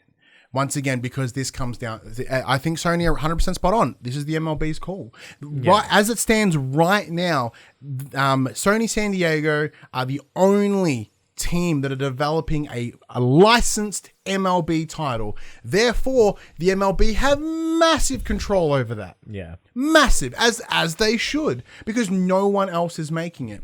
And right now, so it's in terms of the agreement. So I said late 2019, it came out that the MLB had made the decision that after MLB The Show 2021, they would be, after 2020, it would become cross-platform, right? At the time, no one really gave a shit because no one gave a fucking shit about baseball, which is certainly true. Outside of America, no one cares, really, except for me. So we knew it was coming, and then everyone was really shocked when it happened. So what MLB are doing is they are essentially wanting to spread that love, get more people playing their game. It's all well and good when they had when they were being made by Sony San Diego, but they also had 2K making one in Major League Baseball. Yeah. 2K, right? Now, granted, that franchise stopped in 2013, but it's very likely that they were mid fucking big deal with they already had a big deal with Sony. So either they strike up another deal, or there's some sort of there is obviously some sort of contractual obligation there for them to not make it multi-console until X date. So I'm confident there was never the intention to have a have an exclusive PlayStation, just like no other releases other than the show. Yeah. Because 2K the 2K ones, Major League Baseball 2K, sucked asshole. 2013 was reviewed so poorly that they just canned it. They just canned the franchise completely. So there was a time when it was multi-platform in a different way. Yeah. So if you were playing on Xbox, you could still play a baseball game. And then with that one being canned, it forced an exclusivity on that, right? So right now, Sony San Diego are in a tough position. There would have been a conversation of, hey, you need to make yes, right now it's exclusive, wasn't always the plan. Additionally, they make an annualized game. They turn around a new game in about 9 months. It's pretty good. Relatively, you want to talk about risk adverse, not a lot of risk there. It's pretty guaranteed amount of coin. Now, as a development team, they're going to make money, right? And as the publisher of the title on PlayStation console, there's more money coming in again. So I imagine MLB, when they're on that table, like, we want it to go to other platforms. And Sony were like, we are not public, because right now they are the publisher, and they went, we're not publishing on other consoles. And so you have to front that cost. And they've gone, okay. Because once again, from a contractual point of view, the MLB are wanting to make more money. Yeah. By Sony playing that hard line, MLB have to put into the money that they are wanting to gain. So they've essentially had to call their bluff. They've been like, well, you do it. And they go, okay. And that's a bummer. Right now, all it's doing is moving more copies of the show. Well, I wonder, it's funny you bring that up, because I wonder if it's like, Sony's like, it's going to cost you X amount of dollars to publish this title on other platforms. And then Microsoft went, here's that X amount of dollars, it's on Games Pass now. That is my big argument. And they've just done this.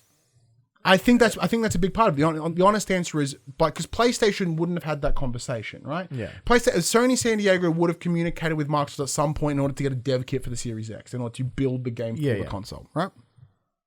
However, I guarantee you all conversations about the game were between MLB and Microsoft.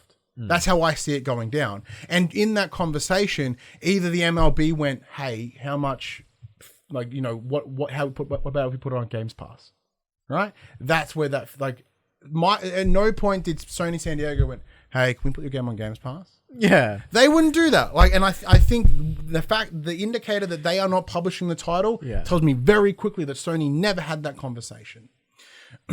So if you're Microsoft and you have the power, why would you not take up that deal?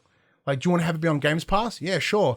But you're coming to ask us. We don't have to fork out extra money to you because you're coming to us. Yeah. Or maybe they did go there and went, let's just fucking rub it in. Let's give them more money. So MLB are incentivized to make that decision. Because what they're having to do, as you pointed out, is they need to establish a base of players in the Xbox system. Yeah. They need to show people why they want to play the show. So by making it free through Games Pass, you are instantly opening up to anyone. So then come 2022, that motherfucker ain't free. You have to pay full price. Yeah, that totally kicks PlayStation players in the dick. Totally. And MLB are doing dirty because of it. But that's the license holder's decision. They're like, well, what kind of publisher, what kind of licensee has that much power? Disney. All of them. All of them. Like, you look at Telltale. Telltale crumbled because their licensees were wanting more. Yeah. And Sony San Diego, for the incredible game that the show is, they are built solely to make another company's licensed game. Just look at how EA's changed after all the Star Wars licenses. Yeah, the second the Battlefront 2 and allegedly, you know, was it Bob Iver, whatever, rang and went, what the fuck? And then they changed their ways because the licensee has that much power. That's how it works. Like, if they were making their own IP and it wasn't based on a license, Sony would have all the power. It would be a distribution of power. Just like how it works. It's like if, you and I were to do a show about, what's it? Bob Iger, thank you. If we were to make a Resident Evil podcast, and at any point, you know, and we were doing it in conjunction with Capcom. If Capcom were like, you need to change the show, you need to not swear, you need to do that, we have no control over that decision because we are essentially licensing their content. Yeah. You know? And that's part of the deal. That's business, motherfuckers. Like, I'm sorry, Push Square. Like, I don't. It's unfathomable that you don't understand that idea of basic business. Yeah. I mean, you know, obviously they've had autonomy for so many years because it's been an exclusive. It's obviously made in-house first party. Not intentionally, but not intentionally. It's because there was no competition. Yeah. It's right now that if you want a handheld game, you make a Switch game, not because it's Switch exclusive, because there is no competition. And and right now it's not going to, from a risk adverse stance, it's not going to cost Sony much more to port it. If anything, they're still doing the same cycle, and if anything, there's the potential for them to make more money now. Yeah. So for that minor bit of work, and they've removed themselves from the massive cost of publishing that title, which is the risk, because you know there is a lot of risk in publishing it elsewhere. Developing, they're going to develop it anyway. Yeah. There's not that much extra there, so they are in a neither better nor worse position. Yeah. If anything, they could be in a slightly better position because, so we'll jump into the chat because Buddy points out about microtransactions. If any purchases that are made, guess who gets a bump? San Diego. We'll jump into the chat. So, Puck adds, I honestly think it will be there for a year, if out of spite, so nobody has to directly have to pay for Sony. Yeah. Buddy also adds, most people don't have both consoles. The few people deciding PS5 over the Xbox for this game may be affected by it, but people always buying a PS5 are not affected. True, MLB is not a system seller. No. And but there are people that would make that call, but even then, like most of the in personal experience, most of the people who are the sports games guys, they play all of them. They don't just play one. And generally speaking, especially now, I think there's especially in the competitive space, PlayStation 5 is the console of choice for those games. I can't verify that. I think NBA have their... Yeah, I think it's very possible. So same position, big move, but overblown reaction, to be honest. Yeah. So either he's saying, I have a big overreaction, which, what the hell, buddy? But if you agree with me... Just general, if you agree with me, Thank you. And you think everyone else is overreacting? Hell yeah, buddy. And then to think that microtransactions, if that money trickles back to Sony, they instantly have it in more hands, opening another revenue stream. You also had Super Mega Baseball Series is always more fun. Yeah, because it's arcadey, not simmy. The best baseball game is Wii Sports. So Mario Baseball. Whatever. Dash also confirms the NBA do own the PlayStation News. Yeah, and that's the thing as well, because the market. Baseball, like one of the big reasons that NBA or that FIFA is one of the big selling games that it is because it's available on multiple platforms. And the show. Look, I love baseball. I'm a massive baseball fan. Fucking Detroit Tigers go. It's a boring game. Yeah, you have to fucking love baseball to play it. NBA, you can play it and have it be all right. FIFA, even if you're not really a big fan of the game, you can play it and it's all right. Baseball is such a tough sit if you don't like baseball. Like, granted, they've never really broken over like 1 million sales on an annual release. Yeah. They could now. And if you're the MLB, you want to. Because, like, why can't they head into that space of those big fucking games? Yeah, and look, Sony will put in a tough spot. Yeah. Speaking of putting in a tough spot. Speaking of playing the field.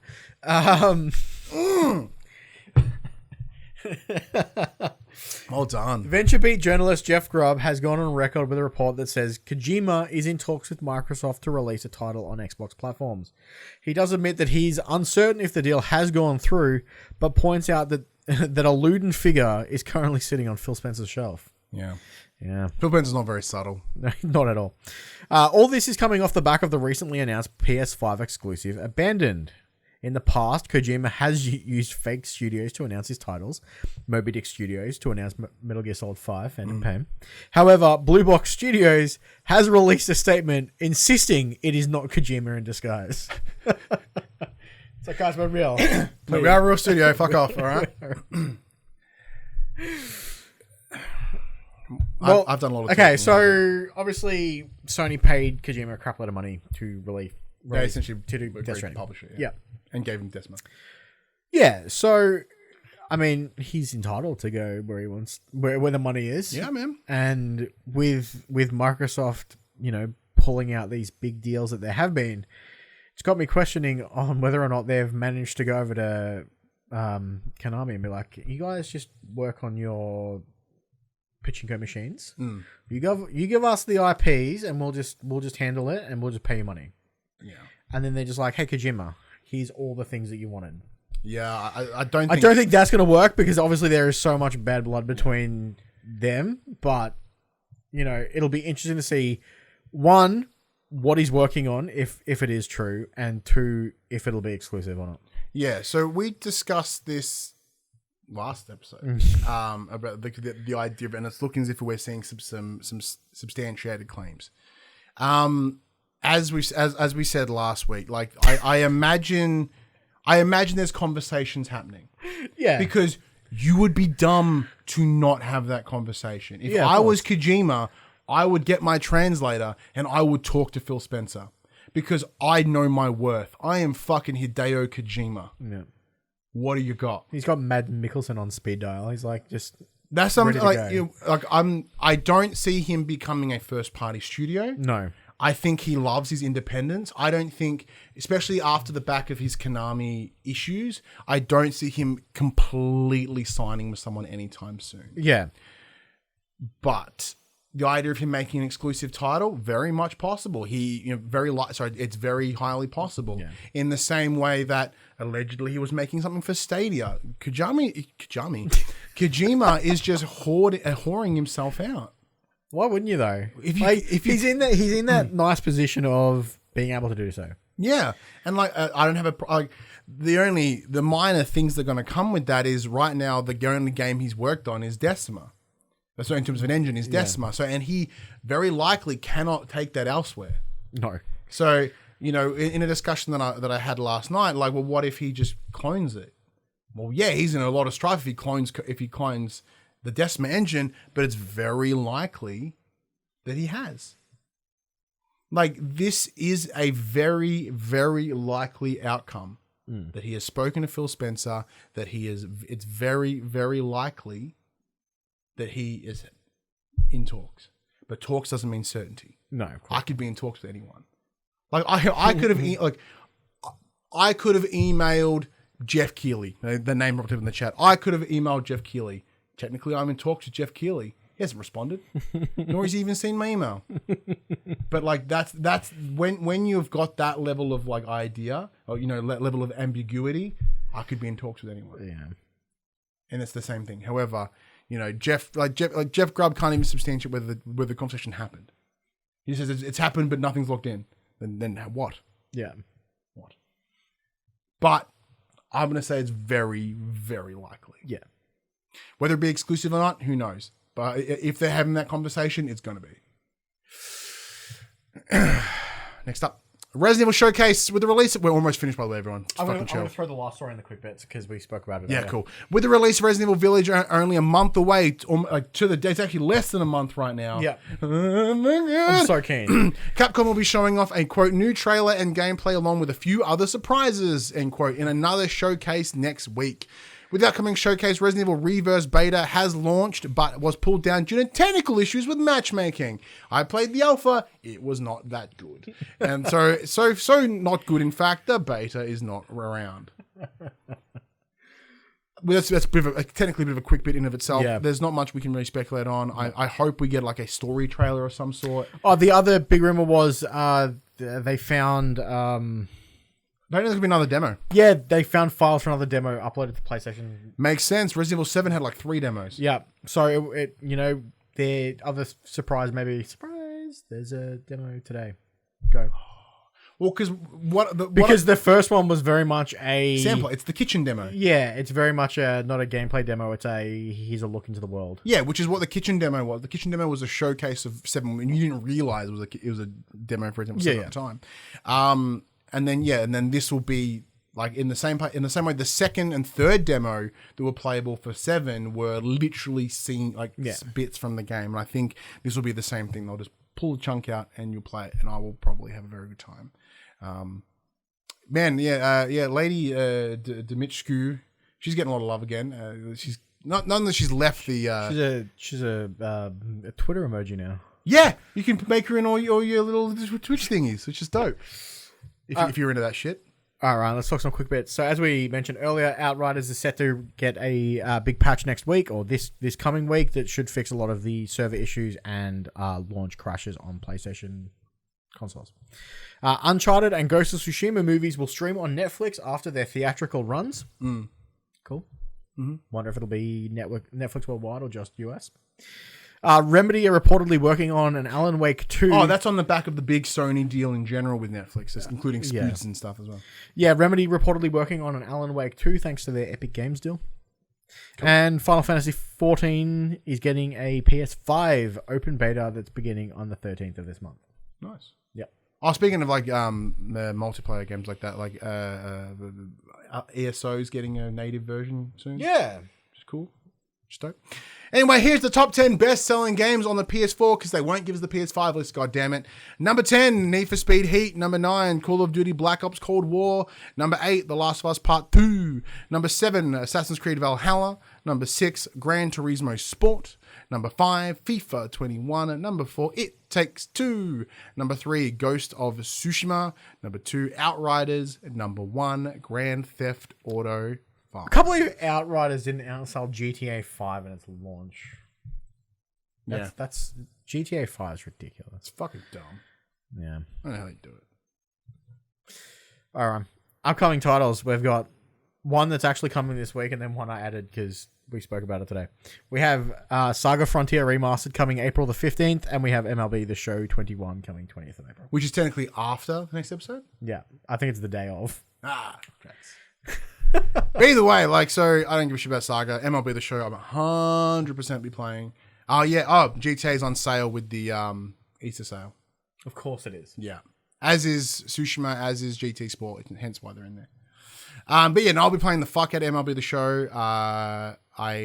Hopefully, if not, I'll buy it. I don't give a shit. It's one yearly game that I play. And what I'm super excited is because one of my favorite things to do in MLB, because their character creator is kind of nice, good depth. I like making the most accurate representation of myself that I can, and I want to make Buff Betson. I'm not buff, but I mean, like, I want to make thinner Betson. Buff-ish. Yeah, buff-ish Betson. Like, thinner Betson is what I'm looking forward to making. Like, because something as simple as the character that I created for friend of the show, Mad Dog, and his fake promotion, WWE game promotion on Twitch. The day that I got to be like, hey, you need to adjust my weight. And then, of course, like, because with this game, your weight is the slider and it changes the shape of your character. I'm like, that's what all this has been worth it, Max. Just so I can look thinner on a slider if I want to make a version of myself in a game. It's all worth it. But I'm very excited for MLB The Show. You're the only person I know who makes themselves in games. Yeah. Why? Is that weird? Why is that weird? Is that weird? I don't know. Normally, you play games so you don't have to be yourself. Well, you're like, I have the choice. I'm fucking doing it. Well, I'm going to make an idealized version of myself. But it's one of those things. It all comes down to how people play games. Like when you play tabletop role-playing games, are you making something to escape you? Are you making an idealized version of you? Or are you making exactly you? You know, and I happen to make exactly me, or an idealized version of myself. Fair enough. Because like I don't have the creative space to like, I'm going to make a new character and it's going to be this and that.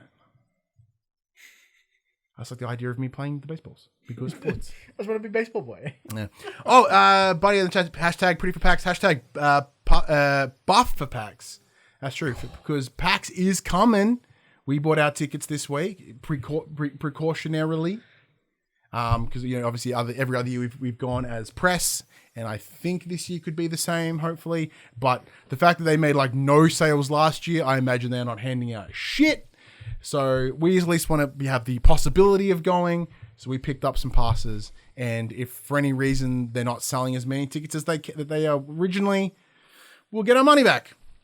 Yeah, it's a complete no risk scenario for us to buy tickets right now. Yeah. So it's not too bad. And plus, I'm actually quite excited to go. But anyways, big thank you everyone for joining us in this extra long episode of For the Players. What happens when you take a week off and you have a lot of shit happens, you got to catch up.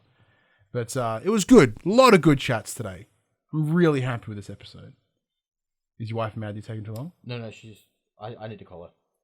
Can you roll us out? Sure. Right? Yeah, that's right. This PlayStation Conversation happens every Monday morning at 8 a.m. on your podcast services, 9 a.m. on those YouTubes. If you want to join the PlayStation Conversation, you can by heading onto the social medias at facebook.com/group/popcultures, Twitter, Discord, Instagram. All those links are in the description below. Of course, you can follow Max and I on Twitter as well. I'm at HaggardMC. He's at BPossessed101, I believe. BPossessed01. One of the two. Either way, if you want to support, if you want to join the conversation as it happens live, you can by heading over to twitch.tv/thepopcultures, where you can watch the show as it happens. Become part of the show by jumping in the chat and adding your thoughts, your opinions, and jumping in and just adding to the show in general. If you want to support the show, you can tell your friends, tell your family about this PlayStation pod. You can, wait, what was it? PlayStation pod. If you're listening on the podcast service, be sure to give us a 5-star rating and a written review. If you are on YouTube, be sure to like, subscribe, leave a comment below. We'll endeavor to answer every single comment. And then you're good? Everything's all good. Beautiful. If you want to support us financially, you can at patreon.com/thepopculturist, as well as our merchandise store, popculturist.com/shop, where you can buy shirts, other assorted shit with our logos on it. And why would you not want to support the late night show of PlayStation Pods? We are the late show, or whatever the fuck. I don't know. There you go. Buddy, got that Ryan guarantee. I can't wait to see you there and everyone else. I'm very excited to see people's. Yeah. Like obviously I'll have to. I'm getting vaccinated next week. I'm getting Thursday is my vaccination day. So apparently Friday's going to suck a bunch of asshole. Hopefully Saturday's real good. Are you getting? I don't fucking know. We'll find out. I'm booked, and I'm a 1A, 1B, whatever. So I'm 100% should be getting it.